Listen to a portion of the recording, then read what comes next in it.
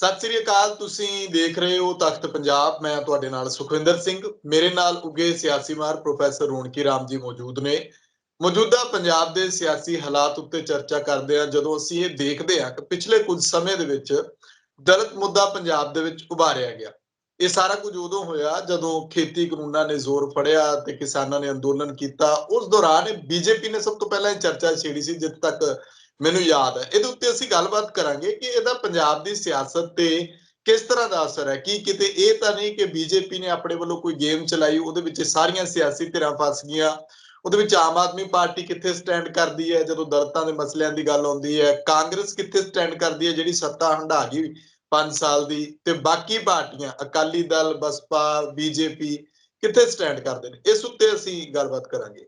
ਸਵਾਗਤ ਹੈ ਤੁਹਾਡਾ ਰੌਣਕੀ ਰਾਮ ਜੀ।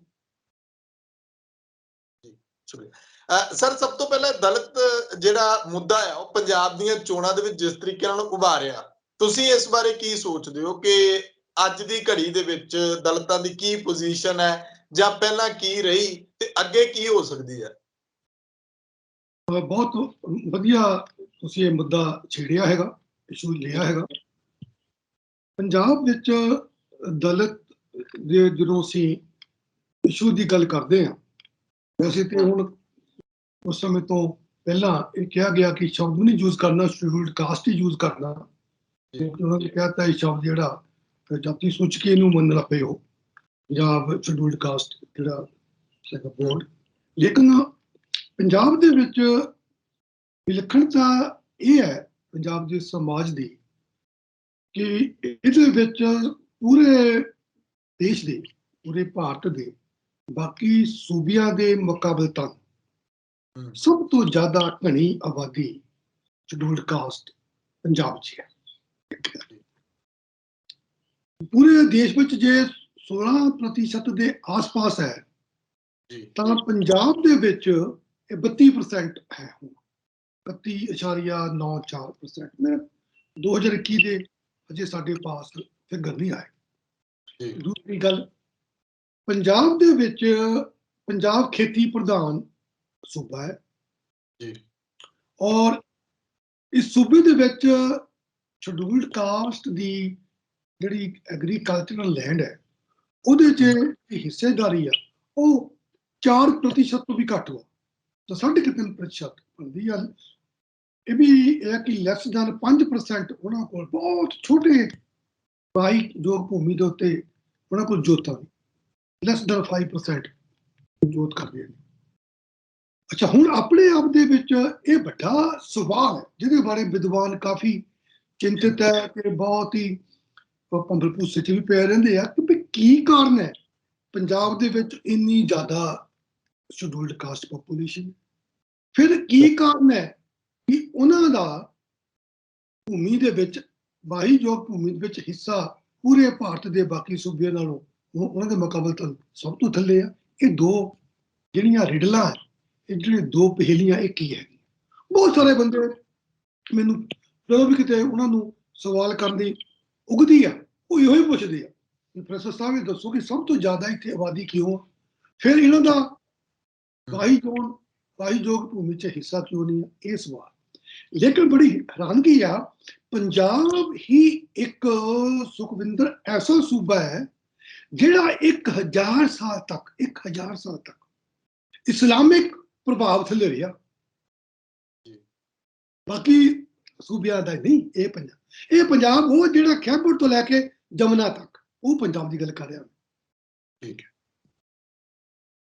1000 ਸਾਲ ਤੱਕ। ਦੂਸਰਾ, 15ਵੀਂ ਸਦੀ ਤੋਂ 16ਵੀਂ ਸਦੀ ਤੋਂ, ਮਤਲਬ 15ਵੀਂ ਸਦੀ ਤੋਂ ਸ਼ੁਰੂ ਹੋ ਕੇ ਹੁਣ ਤੱਕ ਇਸ ਸੂਬੇ ਨੂੰ ਗੁਰੂ ਸਾਹਿਬਾਨ ਦੀ ਜਿਹੜੀ ਫਲਸਫਾ ਹੈ ਬਰਾਬਰਤਾ ਦਾ, ਵੰਡ ਕੇ ਛਕਣ ਦਾ, ਹੱਥੀਂ ਕਿਰਤ ਕਰਨ ਦਾ, ਤੇ ਉਸ ਵਾਹਿਗੁਰੂ ਨੂੰ, ਅਕਾਲ ਪੁਰਖ ਨੂੰ ਬਿਨਾਂ ਕਿਸੇ ਰੂਪ ਰੰਗ ਰੇਖਾ ਦੇ, ਜਿਹੜਾ ਅਕਾਲ ਹੈ, ਅਕਾਲ ਮੂਰਤ ਹੈ, ਜਿਹੜਾ ਨਿਰਾਕਾਰ ਹੈ, ਉਹਨੂੰ ਅਪਣਾਉਣ ਦੀ ਸਿੱਖਿਆ ਮਿਲੀ ਹੈ। ਕਿਉਂਕਿ ਬਹੁਤ ਸਾਰੀਆਂ ਦੁਬਿਧੀਆਂ ਸੀਗੀਆਂ, ਜਿਹੜੀਆਂ ਦੁਬਿਧਾ ਸੀਗੀਆਂ ਬਹੁਤ ਵੀ, ਇਸ ਦੇਵਤੇ ਨੂੰ ਮੰਨਣਾ ਤੇ ਉਹ ਦੇਵਤਾ ਮੰਨਣਾ, ਕਿਹੜਾ ਦੇਵਤਾ ਚੰਗਾ ਜਾਂ ਕਿਹੜਾ ਦੇਵਤਾ ਜ਼ਿਆਦਾ ਸ਼ਕਤੀਸ਼ਾਲੀ ਆ, ਕਿਵੇਂ ਆ, ਉਹਨੂੰ ਸਾਰੇ ਨੂੰ ਲੈ ਕੇ ਬਾਬੇ ਨਾਨਕ ਨੇ ਇਹ ਫਲਸਫਾ ਸਾਨੂੰ ਦਿੱਤਾ, ਉਹਦੇ ਘਰ ਦੀ ਬਾਣੀ ਆ। ਬਿਲਕੁਲ। ਲੇਕਿਨ ਉਸ ਤੋਂ ਵੀ ਪਹਿਲਾਂ ਇੱਥੇ ਸੂਫੀਆਂ ਦਾ ਜਿਹੜਾ ਫਲਸਫਾ ਰਿਹਾ,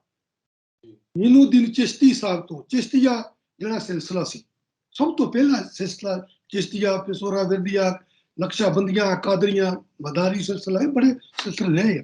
ਉਹਨਾਂ ਦੀਆਂ ਜਮਾਤ ਖਾਨੇ, ਉਹ ਜਮਾਤ ਖਾਨੇ ਦੇ ਨਾਲ ਉਹਨਾਂ ਦੀ ਜਿਹੜੀ ਧਾਰਨਾ ਸੀਗੀ ਇਕੱਠੇ ਬਹਿਣਾ, ਇਸ ਲਈ ਬਹੁਤ ਸਾਰਾ ਜਿਹੜਾ ਇਹ ਇੱਥੇ ਦਾ ਆਵਾਮ ਸੀਗਾ ਉਹ ਇਸਲਾਮ ਨੂੰ ਕਬੂਲ ਕਰ ਗਿਆ, ਤਲਵਾਰ ਦੇ ਜ਼ੋਰ ਨਾਲ ਨਹੀਂ, ਉਸ ਤੋਂ ਪਹਿਲਾਂ ਪ੍ਰੇਮ ਦੇ ਨਾਲ ਤੇ ਜਾਤ ਪਾਤ ਦੀ ਮੁਕਤੀ ਦੇ ਨਾਲ। ਇਹਦਾ ਮਤਲਬ ਇਹ ਹੈ ਕਿ ਤੂੰ ਕੱਟ ਦਾ ਆਨਸਰ ਸ਼ਾਰਟ ਕਿ ਸੂਫੀਆਂ ਦੇ ਆਉਣ ਤੋਂ ਬਾਅਦ ਵੀ ਅਗਰ ਇੱਥੇ ਕਿਸੇ ਵਿਸ਼ੇ ਬਾਰੇ ਗੱਲ ਹੋਈ ਆ, ਉਹ ਜਾਤ ਬਾਰੇ ਹੋਈ ਆ।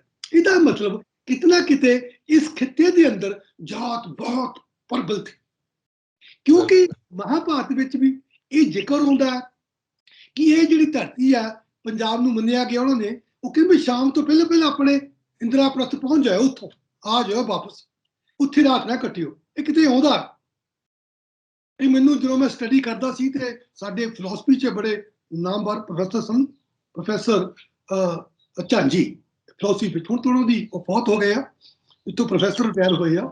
ਉਹਨਾਂ ਨੇ ਮੈਨੂੰ ਕਿਹਾ ਸੀ ਰੌਣ ਕੇ ਤੂੰ ਪੜ੍ਹ ਕੇ ਦੇਖ ਕਿਵੇਂ ਇੱਥੇ ਜਾਤ ਬੜੀ ਪ੍ਰਬਲ ਸੀ ਹੋਈ ਆ। ਮਲੇਸ਼ੀਆ ਨੂੰ ਕਿਹਾ ਜਾਂਦਾ ਜਿਹੜੇ ਜਾਤ ਨੂੰ, ਉਹ ਤਾਂ ਪਰਵਾਹ ਨਹੀਂ ਕਰਦੇ, ਕਿਉਂਕਿ ਇੱਥੇ ਜਾਤ ਨੂੰ ਜਿਹੜੇ ਸੀਗਾ ਕਿਸੇ ਹੱਦ ਤੇ ਉਸ ਵੇਲੇ ਵੀ ਪੰਜਾਬ ਦੇ ਖਿੱਤੇ 'ਚ ਜਾਤ ਦੇ ਵਿਰੁੱਧ ਅਭਿਆਨ ਸ਼ੁਰੂ ਸੀਗਾ। ਅਭਿਆਨ ਤਾਂ ਹੀ ਸ਼ੁਰੂ ਹੋਇਆ ਹੋਣਾ ਜੇ ਜਾਤ ਸੀਗੀ ਤਾਂ। ਹੁਣ ਤੁਸੀਂ ਇਹ ਲੈ ਲਓ ਕਿ ਬੁੱਧ ਵੇਲੇ ਵੀ ਇਹ ਇਲਾਕਾ ਬੁੱਧਿਸਟ ਬਹੁਤ ਰਿਹਾ ਹੈ। ਡੀਸੀ ਹਰੀਰ ਸਾਹਿਬ ਨੇ ਬੜਾ ਕੰਮ ਕੀਤਾ, ਉਹ ਨਕੋਦਰਾ ਦੇ ਮਕਸੂਦਾ ਪਿੰਡ ਦੇ ਨੇ, ਉਹ ਵੀ ਹੁਣ ਫੌਤ ਹੋ ਗਏ ਆ। ਉਹਨਾਂ ਨੇ ਬੜਾ ਕੰਮ ਕੀਤਾ, ਦਿੱਲੀ ਰਹਿੰਦੇ ਸੀਗੇ, ਸਕਾਲਰ ਸਾਹਿਬ, ਬੜੀਆਂ ਕਿਤਾਬਾਂ ਲਿਖੀਆਂ ਬਾਬਾ ਸਾਹਿਬ ਬੀ ਆਰ ਅੰਬੇਦਕਰ ਤੇ ਤਾਂ ਬੁੱਧਿਜ਼ਮ ਵਿੱਚ। ਉਹਨਾਂ ਨੇ ਦੱਸਿਆ ਸਾਡਾ ਜਦੋਂ ਅਸੀਂ ਚੰਡੀਗੜ੍ਹ ਤੋਂ ਲੁਧਿਆਣੇ ਨੂੰ ਜਾਈਦਾ ਤਾਂ ਰਸਤੇ 'ਚ ਸਾਡੇ ਪਾਸ ਬਹੁਤ ਵੱਡਾ ਸੰਘੋਲ ਪਿੰਡ ਆ, ਉਹ ਬੁੱਧਿਸਟ ਦਾ ਇਲਾਕਾ, ਬੜਾ ਕੁਝ ਮਿਲਦਾ, ਕਿਉਂਕਿ ਉੱਥੇ ਵੀ ਹੁਣ ਬੁੱਧ ਦਾ ਵੀ ਇਹੋ ਧਾਰਨਾ ਸੀ ਕਿ ਦੇਖੋ ਬਈ ਤੁਸੀਂ ਪੰਜ ਜਿਹੜੇ ਪੰਛੀ ਹੈਗੇ ਆ, ਉਹਦੇ 'ਚ ਕੋਈ ਵੀ ਬਰਾਬਰਤਾ ਦੀ ਗੱਲ ਹੈ, ਇਹ ਰਿਹਾ। ਤਾਂ ਕੁੱਲ ਮਿਲਾ ਕੇ ਪੰਜਾਬ ਦੇ ਵਿੱਚ ਜਾਤ ਨੂੰ ਲੈ ਕੇ ਸ਼ੁਰੂ ਤੋਂ ਹੀ ਕੋਈ ਨਾ ਕੋਈ ਅਭਿਆਨ ਹੁੰਦਾ ਰਿਹਾ। ਤੇ ਹੁਣ ਤੁਸੀਂ ਗੱਲ ਕੀਤੀ ਆ ਕਿ ਇਹ ਇਲੈਕਸ਼ਨ 'ਚ ਫਿਰ ਜਾਤ ਦੀ ਗੱਲ ਆ ਗਈ। ਇੱਕ ਤਾਂ ਜਾਤ ਖਤਮ ਨਹੀਂ ਹੁੰਦੀ, ਇੰਨਾ ਕੁਝ ਹੋਣ ਦੇ ਬਾਵਜੂਦ ਗੁਰੂ ਸਾਹਿਬ ਬਾਣ ਦੇ ਬਾਅਦ ਇੰਨਾ ਕੁਝ ਹੋਇਆ, ਫਿਰ ਵੀ ਰਾਮਗੜ੍ਹੀਆਂ ਦੇ ਗੁਰਦੁਆਰੇ ਬਣਾ ਲਏ, ਨਾਮਧਾਰੀਏ ਵੱਖਰੇ ਹੋ ਗਏ, ਨਿਰੰਕਾਰੀਏ ਹੋਰ ਹੋ ਗਏ, ਰਵਿਦਾਸੀਏ ਗੁਰਦੁਆਰੇ ਬਣ ਗਏ, ਹੋਰ ਕੁਝ ਹੋਇਆ, ਕਿੰਨਾ ਕੁਝ ਹੋਇਆ। ਹੁਣ ਦੇਖੋ ਤੁਸੀਂ ਜਲੰਧਰ ਜੇ ਅੰਮ੍ਰਿਤਸਰ ਰਾਮ ਤੀਰਥ ਹੈ ਤਾਂ ਉੱਥੇ ਬੱਲਾ 'ਚ ਬੱਲਾ ਡੇਰਾ ਵਾ, ਖੁਰਾਲਗੜ੍ਹ ਬਹੁਤ ਵੱਡਾ ਰਵਿਦਾਸ ਉਹ ਸਥਾਨ ਬਣਿਆ ਹੋਇਆ।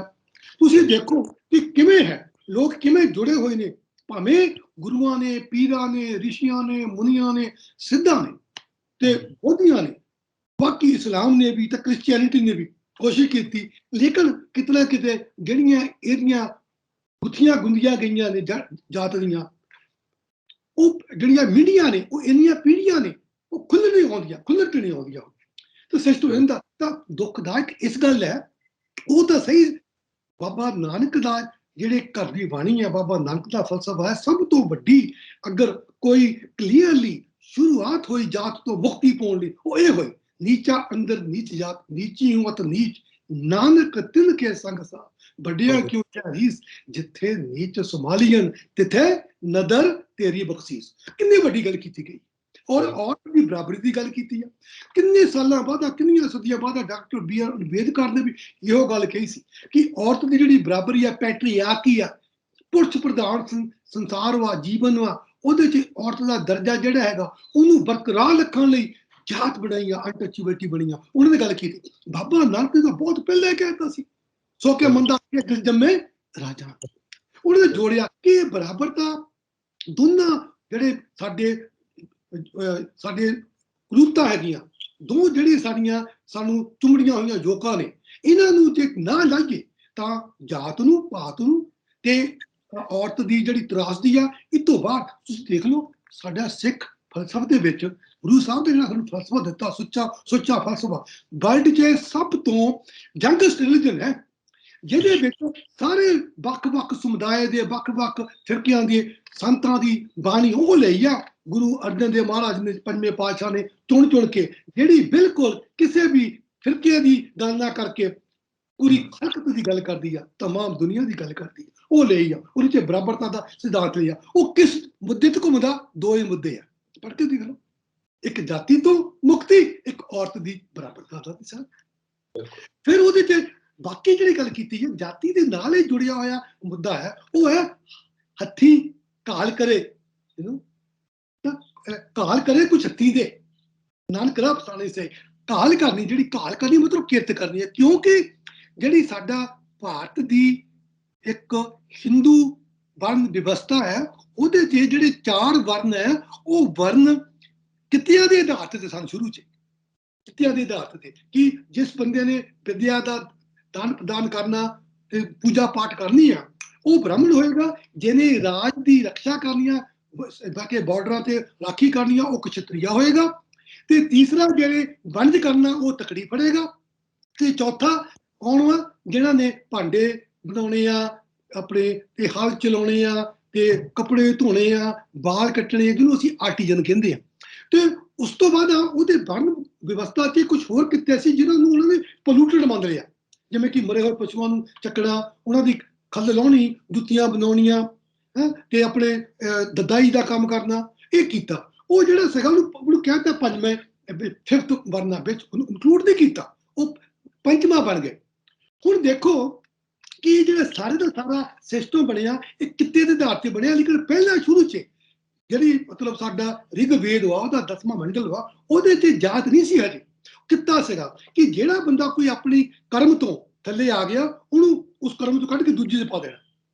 ਜੇ ਕੋਈ ਬ੍ਰਾਹਮਣ ਤੇ ਬੜਾ ਬਲਵਾਨ ਹੈ, ਉਹਨੂੰ ਕਹਿਣਾ ਤੂੰ ਤਲਵਾਰ ਦੀ ਫੜ ਲਾ। ਜੇ ਤੂੰ ਉਹ ਵੀ ਨਹੀਂ ਚੱਕ ਸਕਦਾ ਤੇ ਹਲ ਦਾ ਮੁੰਨਾ ਫੜ ਲਾ। ਉਹ ਵੀ ਨਹੀਂ ਕਰਦਾ ਤਾਂ ਬਾਲ ਕੱਟ ਲਾ। ਜੇ ਕੋਈ ਬਾਲ ਕੱਟਣ ਵਾਲਾ ਬੜਾ ਹੁਸ਼ਿਆਰ ਵਾ, ਕਹਿਣਾ ਤੂੰ ਪੰਡਿਤ ਬਣ ਜਾ। ਲੇਕਿਨ 2 ਸੈਕਿੰਡ BC ਤੇ 2000 ਸੈਕਿੰਡ AD, 2 AD ਮਤਲਬ ਜਿਹੜਾ ਹੁਣ ਦਾ ਹੀਰਾ ਕ੍ਰਿਸਚੀਅਨ ਹੀਰਾ ਵਾ, ਤੇ 2 BC ਬਿਫੋਰ ਕ੍ਰਾਈਸਟ, ਉਹਦੇ ਦੌਰਾਨ ਆ ਕੇ ਜਾਤ ਜਿਹੜੀ ਆ, ਜਿਹੜਾ ਕਿੱਤਾ, ਉਹ ਜਾਤ 'ਚ ਬਦਲ ਗਿਆ। ਉਹ ਪੱਕੇ ਉਹਨੇ ਮੰਨ ਲਿਆ, ਉਹਦੇ ਤੇ ਗਿਰਾਵਟ ਆ ਗਈ।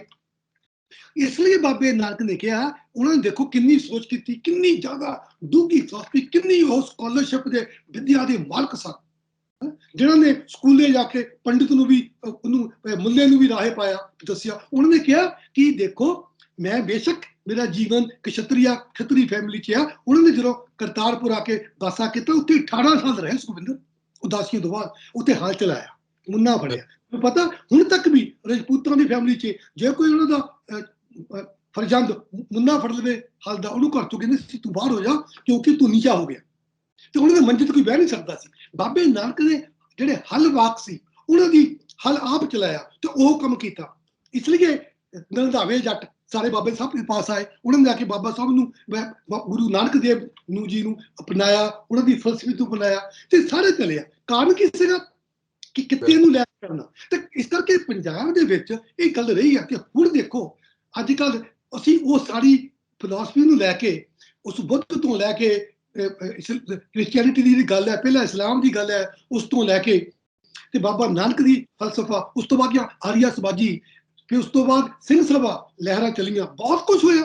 ਜਾਤ ਨੂੰ ਆਰੀਆ ਸਮਾਜੀ ਨੇ ਬੜਾ ਕੋਸ਼ਿਸ਼ ਕੀਤੀ, ਉਹਨਾਂ ਨੇ ਤਾਂ ਜਗਿਓ ਦੀਪ ਵੀ ਲੋਕਾਂ ਨੂੰ ਬਣਾਏ, ਜਿਹੜੇ ਲੋਰ ਕਾ ਸਕੇ ਤੁਸੀਂ ਆਓ। ਪਰ ਬਾਬੇ ਨਾਨਕ ਦੀ ਫਿਲਾਸਫੀ ਦਾ ਕੋਈ ਸਾਨੀ ਨਹੀਂ, ਉਹਨਾਂ ਨੇ ਹਲ ਚਲਾਇਆ, ਨਾਂ ਰੱਖਿਆ, ਗੱਲ ਕੀਤੀ, ਲੇਕਿਨ ਰਿਹਾ। ਤਾਂ ਹੁਣ ਕੀ ਹੈ ਕਿ ਹੁਣ ਉਹ ਜਿਹੜੀਆਂ ਉਹ ਚੀਜ਼ਾਂ ਦੀ ਬਿੰਦੂ ਲੈ ਕੇ ਅੱਜ ਦੇ ਸਮੇਂ 'ਚ ਮੁੱਦੇ ਦੀ ਗੱਲ ਕਰਦੇ ਆ, ਸ਼ਡਿਊਲਡ ਕਾਸਟ ਮੁੱਦੇ ਦੀ, ਜਾਂ ਅਸੀਂ ਯੂਜ਼ ਕਰਾਂਗੇ ਵਰਡ ਦਲਿਤ, ਤੇ ਚਾਹੁੰਦੇ ਕੀ ਆ? ਹੁਣ ਉਹ ਫਿਲਾਸਫੀ ਦੀ ਜਿਹੜੀ ਅੰਦਰ ਦੀ ਇੰਟੈਂਟ ਹੈ, ਉਹ ਨਹੀਂ ਹੈਗਾ। ਹੁਣ ਤਾਂ ਬਾਈ ਡਿਫਾਲਟ ਕਰਦੇ ਆ, ਕਿਉਂਕਿ ਇਹ 32% ਹੈ, ਇਹਨਾਂ ਦੀਆਂ ਵੋਟਾਂ ਕਿੱਦਾਂ ਆਣੀਆਂ? ਦੇਖੋ ਤੁਸੀਂ, ਹੈਰਾਨਗੀ ਆ, ਨਾ ਤਾਂ ਕੋਈ BSP, ਨਾ ਸ਼੍ਰੋਮਣੀ ਅਕਾਲੀ ਦਲ, ਨਾ ਕਾਂਗਰਸ ਪਾਰਟੀ, ਨਾ ਆਮ ਆਦਮੀ ਪਾਰਟੀ, ਕਿਸੇ ਵੀ ਪਾਰਟੀ ਦਾ ਤੁਸੀਂ ਜਾ ਕੇ ਗੱਲਾਂ ਬਾਤਾਂ ਸੁਣ ਲਓ, ਅਖਬਾਰਾਂ ਚੱਕ ਕੇ ਪੜ੍ਹ ਲਓ, ਕਿਤੇ ਆਉਂਦਾ ਕਿ ਕਿਵੇਂ ਅਸੀਂ ਪੰਜਾਬ 'ਚੋਂ ਇਹਨਾਂ ਜਿਹੜੀ ਬਹੁਤ ਗਿਣਤੀ ਹੈਗੀ ਆ, 32% ਲੋਕ ਆ ਜਿਹੜੇ ਇਹਨਾਂ 'ਚ ਜਿਹੜੇ ਨੀਚਾ ਅੰਦਰ ਨੀਚ ਹੈਗੇ ਆ, ਉਹਨਾਂ ਨੂੰ ਰੁਜ਼ਗਾਰ ਕਿਵੇਂ ਦੇਣਾ ਤਾਂ ਕਿ ਆਪਣੀ ਰੋਜੀ ਰੋਟੀ ਆਪਣਾ ਵਸੀਲਾ ਕਰਨ। ਇਹ ਕਹੀ ਜਾਂਦੇ ਆ 1000 ਰੁਪਈਆ ਦੇਣਾ, ਇੰਨੇ ਕਿਲੋ ਕਣਕ ਦੇਣੀ ਆ, ਇੰਨੇ ਕਿਲੋ ਚੌਲ ਦੇਣੇ ਆ, ਇੰਨੇ ਦਾਣੇ, ਇੰਨਾ ਜੇ ਦੇਣਾ, ਇੰਨਾ ਬਹੁਤ ਦੇਣਾ। ਸਕੂਲ ਜਿਹੜੇ ਹੈਗੇ ਆ ਪ੍ਰਾਇਮਰੀ ਤੇ ਮਿਡਲ ਤੇ 10ਵੀਂ ਵਾਲੇ ਸਕੂਲ, ਉਹਨਾਂ 'ਚ ਪੋਸਟ ਮੈਟ੍ਰਿਕ ਸਕਾਲਰਸ਼ਿਪ ਜਿਹੜੇ ਮਿਲਣੇ ਆ, ਬਾਅਦ 'ਚ ਉਹ ਨਹੀਂ ਮਿਲ ਰਹੇ। ਸਰਟੀਫਿਕੇਟਾਂ ਵਾਸਤੇ ਧੱਕੇ ਖਾਣੇ ਪੈਂਦੇ ਆ, ਲੋਕਾਂ ਦੀਆਂ ਜਾ ਕੇ ਕਰਨੀਆਂ ਪੈਂਦੀਆਂ ਉਹਨਾਂ ਦੀਆਂ ਗੁਲਾਮੀਆਂ। ਤੇ ਸ਼ਹਿਰ ਪਹੁੰਚਣਾ ਪੈਂਦਾ, ਉਹ ਨਹੀਂ ਬਣਦਾ। ਤੇ ਹਾਲਾਤ ਇਹ ਹੈ, ਪ੍ਰਾਈਵੇਟ ਸਕੂਲਾਂ ਦੇ ਵਿੱਚ ਇੰਨੀ ਫੀਸ ਦੇਣੀ ਪੈਂਦੀ ਆ, ਤੇ ਕਿੱਥੇ ਬੰਦਾ ਚੱਲ ਜੂ, ਕਿਵੇਂ ਚੱਲ ਜੂਗਾ? ਉਹਨੂੰ ਲੈ ਕੇ ਅਸੀਂ ਪ੍ਰਾਈਵੇਟ ਯੂਨੀਵਰਸਿਟੀਆਂ ਦੇ ਉੱਤੀਆਂ ਜਾ ਰਹੇ ਆ, ਉੱਥੇ ਜਾ ਰਹੇ ਆ, ਉੱਥੇ ਜਾ ਕੇ ਉਹਨਾਂ ਦੇ ਨਾਲ ਅਸੀਂ ਘੋਲ ਮੇਲ ਹੁੰਦੇ ਆ, ਹੀਲ ਮੇਲ ਕਰਦੇ ਆ, ਆਪਣੀਆਂ ਯੂਨੀਵਰਸਿਟੀਆਂ, ਆਪਣੇ ਸਕੂਲਾਂ ਕਾਲਜਾਂ ਦੀ ਅਸੀਂ ਸਾਰ ਨਹੀਂ ਲੈਂਦੇ, ਤਾਂ ਗੱਲਾਂ ਬੜੀਆਂ ਡਗਮਜੇ ਵੱਡੇ ਮਾਰਦੇ ਆ। ਤੇ ਮੈਨੂੰ ਲੱਗਦਾ ਹੈ ਕਿ ਇਹ ਦਲਿਤਾਂ ਦੇ ਨਾਲ ਜਿਹੜਾ ਮਜ਼ਾਕ ਕਰ ਰਹੇ ਆ, ਉਹ ਸਿਆਣੇ ਆ, ਉਹਨਾਂ 'ਚ ਸੋਚ ਬਹੁਤ ਹੈ, ਉਹ ਇਹਦਾ ਸਭ ਕੁਝ ਸਮਝ ਰਹੇ ਆ, ਸਮਝ ਕੇ ਇਹਦੇ ਬਾਰੇ ਉਹਨੂੰ ਜਾਣ ਗਏ ਆ, ਉਹਨਾਂ ਨੂੰ ਪਤਾ ਹੈ। ਉਹਨਾਂ ਕੋਲ ਡਾਕਟਰ BR ਅੰਬੇਦਕਰ ਦੀ, ਬਾਬੂ ਕਾਂਚੀ ਰਾਮ ਦੀ, ਉਸ ਤੋਂ ਪਹਿਲਾਂ ਬਾਬੂ ਮੰਗੂ ਰਾਮ ਦਾ ਫਲਸਫਾ ਹੈਗਾ। ਉਹਨਾਂ ਨੂੰ ਹੁਣ ਇਹ ਬਾਰ-ਬਾਰ ਰੂਪ ਨਹੀਂ ਬਣਾ ਸਕਦੇ, ਉਹਨਾਂ ਨੂੰ ਪਤਾ ਕਿ ਕੀ ਹੋਣਾ ਹੈ। ਬਿਲਕੁਲ। ਇਸ ਲਈ ਸੁਖਵਿੰਦਰ, ਪੰਜਾਬ ਦੇ ਵਿੱਚ ਜਿਹੜਾ ਦਲਿਤ ਤੁਸੀਂ ਮੁੱਦੇ ਦੀ ਗੱਲ ਕੀਤੀ ਆ, ਉਹ ਤੋਂ ਪੋਲੀਟੀਕਲ ਲਾਹਾ ਰੋਟੀਆਂ ਸੇਕਣ ਦੀ ਗੱਲ ਵਾ, ਉਹਨਾਂ ਦਾ ਸਮੱਸਿਆ ਦਾ ਨਿਵਾਰਨ ਕਿਵੇਂ ਕਰਨਾ, ਉਹ ਕਿਸੇ ਵੀ ਪਾਰਟੀ ਨਹੀਂ ਕਰ ਰਹੀ। ਮੈਂ ਤੁਹਾਨੂੰ ਸ਼ਾਬਾਸ਼ ਦਿੰਦਾ, ਤੂੰ ਇਹ ਮੁੱਦਾ ਰੇਜ਼ ਕੀਤਾ। ਬਿਲਕੁਲ। ਮੈਂ ਪ੍ਰੋਫੈਸਰ ਸਾਹਿਬ ਇਸੇ ਸਵਾਲ ਤੇ ਆਉਣਾ ਸੀਗਾ ਕਿ ਕੋਈ ਕਹਿੰਦਾ ਉਪ ਮੁੱਖ ਮੰਤਰੀ, ਕੋਈ ਕਹਿੰਦਾ ਮੁੱਖ ਮੰਤਰੀ, ਕਿਸੇ ਨੇ ਬਣਾ ਹੀ ਦਿੱਤਾ ਕਿ ਦਲਿਤ ਜਿਹੜਾ SC ਭਾਈਚਾਰੇ ਦਾ ਕੋਈ ਵੀ ਹੈ, ਉਹਦੇ ਮੁੱਖ ਮੰਤਰੀ ਬਣਨ ਦੇ ਨਾਲ ਜਾਂ ਉਹਦੇ ਮੰਤਰੀ ਬਣਨ ਦੇ ਨਾਲ ਕੀ ਉਹਨਾਂ ਸਮੱਸਿਆਵਾਂ ਦਾ ਹੱਲ ਜਿਨ੍ਹਾਂ ਨਾਲ ਉਹ ਜੂਝ ਰਹੇ ਨੇ ਜ਼ਮੀਨੀ ਪੱਧਰ ਉੱਤੇ, ਉਹ ਹੁੰਦਾ ਨਜ਼ਰ ਆਉਂਦਾ, ਜਾਂ ਫਿਰ ਉਹਦਾ ਹੱਲ ਕਿਵੇਂ ਆ? ਕਿਉਂਕਿ ਅੱਜ ਤੱਕ ਮੈਨੂੰ ਲੱਗਦਾ ਕਿ ਦਲਿਤ ਭਾਈਚਾਰੇ ਨੇ ਬਾਬਾ ਸਾਹਿਬ ਅੰਬੇਦਕਰ ਤੋਂ ਬਾਅਦ ਜਾਂ ਕਾਸ਼ੀ ਰਾਮ ਤੋਂ ਬਾਅਦ ਕਿਸੇ ਨੇ ਆ ਕੇ ਉਸ ਤਰੀਕੇ ਨਾਲ ਐਡਰੈਸ ਨਹੀਂ ਕੀਤਾ ਕਿ ਸਾਡੀਆਂ ਆਹ ਸਮੱਸਿਆਵਾਂ ਨੇ ਤੇ ਇਹਨਾਂ ਦਾ ਹੱਲ ਸਿਆਸਤ ਦੇ ਜ਼ਰੀਏ ਇਸ ਢੰਗ ਨਾਲ ਹੋ ਸਕਦਾ ਹੈ, ਨਾ ਕਿ ਚਿਹਰਾ ਸਾਡਾ ਜਾਂ ਤੁਹਾਡਾ ਕਿਸੇ ਵੀ ਢੰਗ ਨਾਲ। ਇਹ ਸਵਾਲ ਨੂੰ ਥੋੜਾ ਜਿਹਾ ਖਰੋਦਣ ਦੀ ਜ਼ਰੂਰਤ ਹੈ। ਬਹੁਤ ਸਿੰਪਲੀ, ਪੰਜਾਬ ਦੇ ਵਿੱਚ ਰੀਆਰਗੇਨਾਈਜੇਸ਼ਨ ਤੋਂ ਔਨਵਰਡਸ, 1966 ਤੋਂ ਔਨਵਰਡਸ, ਉਸ ਤੋਂ ਪਹਿਲਾਂ ਵੀ ਤੁਸੀਂ 2-3 CM ਛੱਡ ਲਓ, ਬਾਕੀ ਦੇ ਸਾਰੇ CM ਇੱਕ ਖਾਸ ਸਮੁਦਾਇ ਦੇ ਨਾਲ ਸੰਬੰਧਿਤ ਰਹੇ ਆ।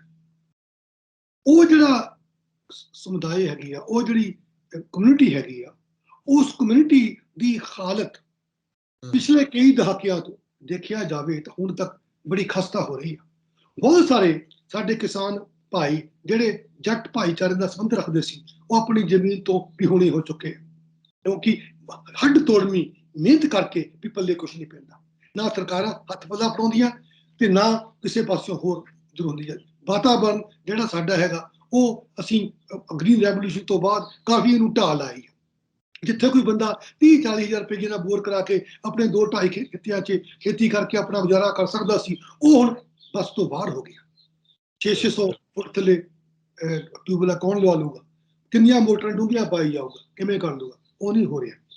ਅੱਛਾ, ਉਹਦੇ ਦੇ ਨਾਲ ਹੁਣ ਇਹ ਆ ਕਿ ਸਾਡੇ ਸਾਹਮਣੇ ਜਿਹੜੇ ਜਿੰਦੇ ਵੀ CM ਬਣੇ ਆ, ਉਹ ਜ਼ਿਮੀਂਦਾਰਾਂ ਸੰਬੰਧਿਤ ਸੀਗੇ, ਚਾਹੇ ਉਹ ਬਾਦਲ ਪਰਿਵਾਰ ਲੈ ਲਓ, ਚਾਹੇ ਕੈਪਟਨ ਪਰਿਵਾਰ ਲੈ ਲਓ, ਚਾਹੇ ਬਰਾੜ ਸਾਹਿਬ ਨੂੰ ਲੈ ਲਓ, ਚਾਹੇ ਪਲਟਨ, ਜਿਹਨੂੰ ਮਰਜ਼ੀ ਲੈ ਲਓ, ਨਾ ਲੈ ਲਓ। ਪਹਿਲਾਂ ਪ੍ਰਤਾਪ ਸਿੰਘ ਕੈਰੋਂ ਲੈ ਲਓ, ਜਦੋਂ ਉਹ ਬਣਿਆ CM, ਉਹਨੇ ਹਜੇ ਨਹਿਰ ਭਾਖੜੇ ਦੀ ਨਿਕਲੀ ਨਹੀਂ, ਪੂਰੀ ਬਣੀ ਨਹੀਂ, ਪਹਿਲੇ ਕੁਛ ਹਸਿਆਤੀ ਟੈਕਸ ਲਾਤਾ, ਇੰਨਾ ਵੱਡਾ ਮੋਰਚਾ ਚਲਾਉਣਾ ਪਿਆ। ਮੈਂ ਉਹਨੂੰ ਕਿਤਾਬ ਲਿਖੀ ਆ, ਉਹਦੇ 'ਚ ਦਿੱਤਾ ਹੈ ਖੁਸ਼ ਹਸਿਆਤੀ ਟੈਕਸ। ਉਹ ਘੱਟ ਸੀਗਾ, ਜਗ੍ਹਾ ਤੇ ਇਹਨਾਂ ਗੋਲੀਆਂ ਚਲਾਈਆਂ, ਲੋਕਾਂ ਨੂੰ, ਕਿਸਾਨਾਂ ਨੂੰ ਮਾਰਿਆ, ਫਿਰ ਮੁੜ ਕੇ ਨੱਕ ਰਗੜ ਕੇ ਪਿੱਛੇ ਹਟਣਾ ਪਿਆ। ਉਹ ਹਜੇ ਨਹਿਰ ਦਾ ਪਾਣੀ ਦੇਣਾ ਸੀ, ਕਹਿੰਦੇ ਪਹਿਲਾਂ ਤੁਹਾਡੇ ਖੇਤਰ ਨੂੰ ਇੰਨਾ ਪਾਣੀ ਲੱਗ ਜਾਣਾ, ਬੜੀਆਂ ਫਸਲਾਂ ਹੋਣੀਆਂ, ਬੜਾ ਸਾਡਾ ਖਰਚ ਹੋ ਗਿਆ, ਤੁਹਾਨੂੰ ਪਹਿਲਾਂ ਇੰਨਾ ਪੈਸਾ ਦੇ ਦਿਓ। ਤਾਂ ਕੀ ਜ਼ਿਮੀਂਦਾਰਾਂ ਚੋਂ ਜਿਹੜਾ ਜੱਟ ਭਾਈ ਨਾਲ ਸੰਬੰਧਿਤ CM ਆਇਆ, ਉਹਨੇ ਜ਼ਿਮੀਂਦਾਰ ਭਾਈ ਦੀਆਂ ਸਮੱਸਿਆ ਦਾ ਹੱਲ ਕੀਤਾ?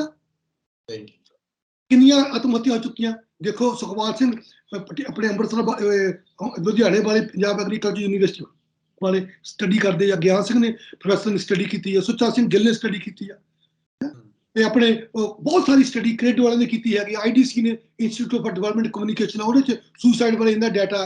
ਹੁਣ 734 ਕਿਸਾਨ ਸ਼ਹੀਦ ਹੋ ਚੁੱਕੇ ਨੇ, ਮਾਰਟੀਰ ਹੋ ਗਏ ਨੇ। ਤਾਂ ਇਹ ਸਭ ਕੁਝ ਕਦੋਂ ਹੋਇਆ? ਜਦੋਂ ਇਹਨਾਂ ਦਾ ਆਪਣਾ ਸਮਾਜ ਦਾ, ਇਸ ਫਿਰਕੇ ਦਾ, ਇਸ ਫਿਰਕਾ ਨਹੀਂ, ਇਸ ਮਤਲਬ ਭਾਈਚਾਰੇ ਦਾ ਆਪਣਾ CM ਸੀਗਾ।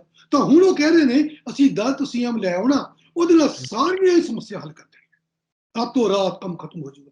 ਬਈ ਇਹ ਕਿਸ ਤਰ੍ਹਾਂ ਦੀ ਸਿਸਟਮ ਹੈਗਾ, ਕਿਵੇਂ ਹੈਗਾ? ਦੇਖੋ, ਕਾਂਗਰਸ ਪਾਰਟੀ ਨੇ ਪ੍ਰੀਐਮਪਟ ਕੀਤਾ ਬਹੁਤ ਜ਼ਿਆਦਾ, ਜਦੋਂ ਕਾਹਲੀ ਕਰਕੇ ਪੀਜੀ ਉਹਨੇ ਕਹਿਤਾ, ਉਹ ਕੇਜਰੀਵਾਲ ਉਹਨਾਂ ਨੇ ਕਿਹਾ ਅਸੀਂ ਡਿਪਟੀ ਲਾਵਾਂਗੇ, ਬੀਜੇਪੀ ਨੇ ਕਿਹਾ ਅਸੀਂ ਡਿਪਟੀ ਲਾਵਾਂਗੇ, ਕੋਈ ਸੀਐਮ ਵੀ ਕਹੀ ਜਾਂਦਾ ਸੀਗਾ, ਅਕਾਲੀ ਦਲ ਨੇ ਕਹਿਤਾ ਅਸੀਂ, ਸੁਖਬੀਰ ਜੀ ਨੇ ਕਹਿਤਾ ਅਸੀਂ ਲਾਵਾਂਗੇ। ਕਹਿੰਦੇ ਤੁਸੀਂ ਤਾਂ ਗੱਲਾਂ ਕਰਦੇ, ਮੌਕਾ ਬਣਾਓ ਕਿਸੇ ਨਾ ਕਿਸੇ ਤਰੀਕੇ ਨਾਲ ਲਾ ਲੱਗੀ ਪਹਿਲਾਂ।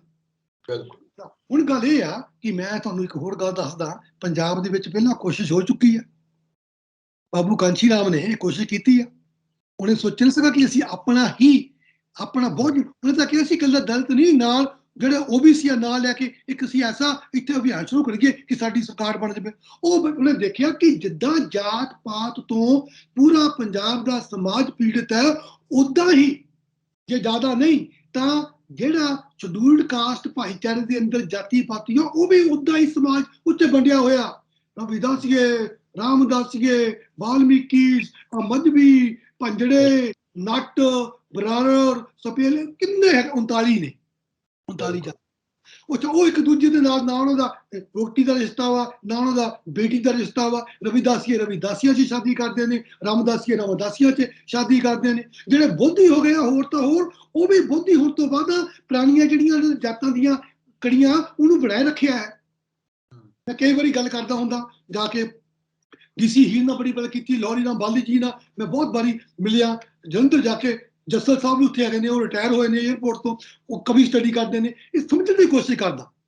ਚਾਨਣ ਲਾਲ ਮਾਨਕ ਹੁੰਦੇ ਸਨ, ਆਹ ਧਰਮ ਪਾਰਟੀ ਦੇ ਬੜੇ ਉਹਨਾਂ ਦੇ ਕਾਰਨ, ਉਹਨਾਂ ਨਾਲ ਮੁਲਾਕਾਤ ਕੀਤੀਆਂ। KC ਸੁਲੇਖ ਸਾਹਿਬ ਨੇ, ਉਹ ਬਾਬਾ ਸਾਹਿਬ ਦੇ ਨਾਲ ਸੀ ਜਦੋਂ 1927, 28, 29 ਅਕਤੂਬਰ 1951 ਨੂੰ ਉਹ ਪੰਜਾਬ 'ਚ ਆਏ, 27 ਨੂੰ ਜਲੰਧਰ, 28 ਨੂੰ ਲੁਧਿਆਣੇ, 29 ਨੂੰ ਪਟਿਆਲੇ ਗਏ, ਉਹਦੇ ਨਾਲ ਹੀ ਰਹੇ। ਉਦੋਂ BA ਪਾਸ ਕਰਕੇ ਤਾਂ ਉਹਦੇ ਸਗੇ ਬਣੇ ਹੋਏ ਇੱਕ ਸ਼ਡਿਊਲਡ ਕਾਸਟ ਫੈਡਰੇਸ਼ਨ ਦੇ ਸੈਕਟਰੀ ਸੀਗੇ। ਉਹਨਾਂ ਕੋਲ ਬਹਿ ਕੇ ਮੈਂ ਸਾਰਾ, ਜਿਹਨੂੰ ਕਹਿੰਦੇ ਆ ਕਿ ਫਰੋਮ ਦਾ ਹਾਰਸ ਮਾਊਥ, ਇਹ ਸਾਰੀ ਇਨਫੋਰਮੇਸ਼ਨ ਲਈ। ਉਹ ਕਹਿੰਦੇ ਵੀ ਗੱਲ ਇਹ ਆ ਕਿ ਬਹੁਤ ਸਾਡੇ 'ਚ ਵੀ ਜਾਤ ਪਾਤ ਦਾ ਫਰਕ ਵਾ, ਕੀਤਾ ਕਿ ਜਾਵੇ, ਸਾਨੂੰ ਮੁਸ਼ਕਿਲ ਵਾ। ਤੇ ਹੁਣ ਇਹਨਾਂ ਨੇ ਕਹਿਤਾ ਅਸੀਂ ਸ਼ਾਇਦ ਇਹ ਫੇਸ ਲਿਆ ਕੇ, ਸ਼ਡਿਊਲਡ ਕਾਸਟ ਫੇਸ ਲਿਆ ਕੇ ਸਾਰੀ 32% ਵੋਟ ਲੈ ਜਾਵਾਂਗੇ। ਇਹ ਪੋਸੀਬਲ ਹੈ? ਦੂਸਰਾ, ਪੋਸੀਬਲ ਹੁੰਦਾ ਤਾਂ ਕਾਂਸ਼ੀ ਰਾਮ ਇੱਥੇ ਕਿਉਂ ਨਾ ਆਪਣਾ ਸਿਸਟਮ ਕਰ ਲੈਂਦਾ? ਉਹਦੇ ਨਾਲ ਪੰਜਾਬ ਦੇ ਵਿੱਚ ਇੱਕ ਨਵੀਂ ਪਿਰਤ ਪਾਤੀ ਹੈ ਜੀ, ਇਹ ਹਿੰਦੂ ਫੇਸ ਹੈ, ਇਹਨੂੰ ਬਣਾਤਾ ਤਾਂ ਪੰਜਾਬ 'ਚ ਪਤਾ ਨਹੀਂ ਕੀ ਤੂਫਾਨ ਆ ਜਾਏਗਾ। ਅਰੇ ਬਈ, ਪੰਜਾਬ ਤਾਂ ਹਮੇਸ਼ਾ ਹੀ ਇਹ ਗੁਰੂਆਂ ਦੀ ਧਰਤੀ ਆ, ਜਿਹਦੇ ਵਿੱਚ ਉਹਨਾਂ ਨਾਲ ਬਾਲਾ ਤੇ ਮਰਦਾਨਾ ਰਹੇ। ਉਹ ਧਰਤੀ ਆ ਜਿੱਥੇ ਗੁਰੂ ਸਾਹਿਬ ਦੀ ਲੜਾਈਆਂ ਦੇ ਵਿੱਚ, ਦੌੜੀਆਂ ਵਿੱਚ ਬੁੱਧੂ ਸ਼ਾਹ ਨੇ ਆ ਕੇ ਸਾਥ ਦਿੱਤਾ, ਜਿੱਥੇ ਮੀਰ ਨੇ ਆਪਣੇ ਮੀਆਂ ਮੀਰ ਨੇ ਆ ਕੇ ਨੀਆਂ ਰੱਖੀਆਂ, ਜਿੱਥੇ ਗੁਰੂ ਸਾਹਿਬ ਨੇ ਦੇ ਨਾਲ ਕਈ ਸਾਰੇ ਚੇਲੇ ਆ, ਗਨੀ ਤੇ ਬਨੀ ਸਾਹਿਬ, ਕਿੰਨਾ ਕੁਛ ਆ ਇੱਥੇ, ਜਿਹਦੇ ਵਿੱਚ ਬਰਾਬਰਤਾ ਇੱਥੇ ਕਦੀ ਹੋਇਆ ਨਹੀਂ। ਤੁਸੀਂ ਵਾਰਿਸ ਸਾਹਿਬ ਨੂੰ ਪੜ੍ਹ ਲਓ, ਹੀਰ ਨੂੰ ਪੜ੍ਹ ਲਓ, ਦੇਖ ਲਓ ਤੁਸੀਂ। ਲੋਕੀ ਮਜ਼ਾਰਾਂ ਜਾਂਦੇ ਨੇ, ਮਸਜਿਦ 'ਚ ਵੀ ਜਾਂਦੇ ਨੇ, ਗੁਰਦੁਆਰੇ 'ਚ ਵੀ ਆਉਂਦੇ ਨੇ, ਮੰਦਿਰਾਂ 'ਚ ਵੀ ਜਾਂਦੇ ਨੇ, ਉਹ ਡੇਰਿਆਂ 'ਚ ਵੀ ਜਾਂਦੇ ਨੇ। ਕਦੀ ਵੀ ਸਿੱਖ ਦੀ ਗੱਲ ਨਹੀਂ ਹੋਈ ਸੀ ਪੰਜਾਬ 'ਚ, ਨਾ ਹੋ ਕੀ ਹੋਰ ਹੋਈ ਸੀ। ਹੁਣ ਉਹ ਇਹ ਨਵਾਂ ਇੱਕ ਕੰਮ ਪੈ ਗਿਆ, ਉਹਦੇ 'ਚ ਇੱਕ ਨਵੀਂ ਪਿਰਤ ਪਾਤੀ। ਭਾਈ, ਦਲਿਤ ਦਾ ਫਾਇਦਾ ਕਰਨਾ, ਸ਼ਡਿਊਲਡ ਕਾਸਟ ਦਾ ਫਾਇਦਾ ਕਰਨਾ ਜ਼ਰੂਰ ਕੀਤਾ ਜਾਵੇ। ਘੱਟੋ ਘੱਟ ਉਹਦਾ ਫਾਇਦਾ ਤਾਂ ਹੋਣਾ ਜੇ ਉਹਨੂੰ ਜਾਤ ਦੀ ਦਲਦਲ ਤੋਂ ਬਾਹਰ ਲਿਆਓ। ਇਹ ਤਾਂ ਜਾਤ ਦੀ ਦਲਦਲ ਹੋਰ ਗੂੜੀ ਹੋ ਰਹੀ ਹੈ, ਕਾਊਂਟਰ ਕੰਸੋਲੀਡੇਸ਼ਨ ਹੋ ਰਹੀ ਹੈ। ਜੇ ਮੰਨ ਵੀ ਲਿਆ, ਚਲੋ ਮੰਨ ਲਓ ਥੋੜੇ ਸਮੇਂ ਲਈ ਕਿ ਉਹਦੇ ਆਉਣ ਨਾਲ ਇਹ ਵੋਟਾਂ ਇਕੱਠੀਆਂ ਹੋ ਜੂਗੀਆਂ, ਤੇ ਜਿਹੜੀਆਂ ਵੋਟਾਂ ਉਹਦੇ ਹੋਣ ਨਾਲ ਦੂਜੇ ਪਾਸੇ ਇਕੱਠੀਆਂ ਹੋਣੀਆਂ, ਉਹ ਬਿਲਕੁਲ ਉਹ ਕਿਵੇਂ ਹੋਏਗਾ? ਇਸ ਕਰਕੇ ਮੈਨੂੰ ਨਹੀਂ ਲੱਗਦਾ ਇਹ ਜਿਹੜਾ ਸਾਰੀਆਂ ਪਾਰਟੀਆਂ, ਇਕੱਲੀ ਕਾਂਗਰਸ ਨਹੀਂ, ਕਾਂਗਰਸ ਨੇ ਕਰ ਦਿੱਤਾ, ਉਹਦੇ ਸਿਰ ਤੇ ਭਾਂਡਾ ਭੰਨ ਦਿੱਤਾ ਉਹ, ਬਾਕੀ ਇਹ ਸਾਰੀਆਂ ਕਰਦੇ ਸੀ ਦਲਿਤ CM, ਦਲਿਤ ਸੀ ਡਿਪਟੀ CM। ਔਰ ਵੀ ਤੁਸੀਂ ਇਹ ਕਿਉਂ ਕਰਦੇ ਹੋ? ਉਦੋਂ ਸ਼ੁਰੂ ਕਰ ਦਿੱਤਾ ਸ਼ਡਿਊਲਡ ਕਾਸਟ ਨੇ ਵੀ ਜੇ ਡਿਪਟੀ ਆ ਤਾਂ ਕਿਉਂ ਨਹੀਂ CM? ਤੁਸੀਂ ਬਰਾਬਰਤਾ ਦੀ ਗੱਲ ਕਰੋ, ਤੁਸੀਂ ਗੁਰੂ ਸਾਹਿਬਾਨ ਦੇ, ਸ਼੍ਰੀ ਗੁਰੂ ਗ੍ਰੰਥ ਸਾਹਿਬ ਦੇ ਫਲਸਫੇ ਚੋਂ ਲੈਸਨ ਲਵੋ, ਤੁਸੀਂ ਇਹ ਤੋਂ ਬਾਹਰ ਨਿਕਲੋ, ਬਿਲਕੁਲ ਤੁਸੀਂ ਹੱਲ ਕਰੋ ਸਮੱਸਿਆ ਦਾ। ਜਾਤ ਜਿਹੜੀ ਆ ਸੁਖਵਿੰਦਰ, ਇਹ ਕੱਲੀ ਛੋਟੀਆਂ ਜਾਤਾਂ ਨੂੰ ਤੰਗ ਨਹੀਂ ਕਰਦੀ, ਇਹ ਵੱਡੀਆਂ ਜਾਤਾਂ ਦਾ ਵੀ ਸਤਾਪ। ਜਿਹੜੇ ਵੱਡੀ ਜਾਤੀ ਵਾਲੇ ਆ, ਜਦੋਂ ਉਹ ਗਰੀਬ ਹੋ ਜਾਂਦੇ ਆ, ਆਪਣੇ ਸਾਧਨਾਂ ਤੋਂ ਵਿਹੂਣੇ ਹੋ ਜਾਂਦੇ ਆ, ਤਾਂ ਉਹ ਫਿਰ ਛੋਟਾ ਕੰਮ ਨਹੀਂ ਕਰ ਪਾਉਂਦੇ, ਕਿਉਂਕਿ ਉਹਨੂੰ ਸ਼ਰਮ ਆਉਂਦੀ ਆ।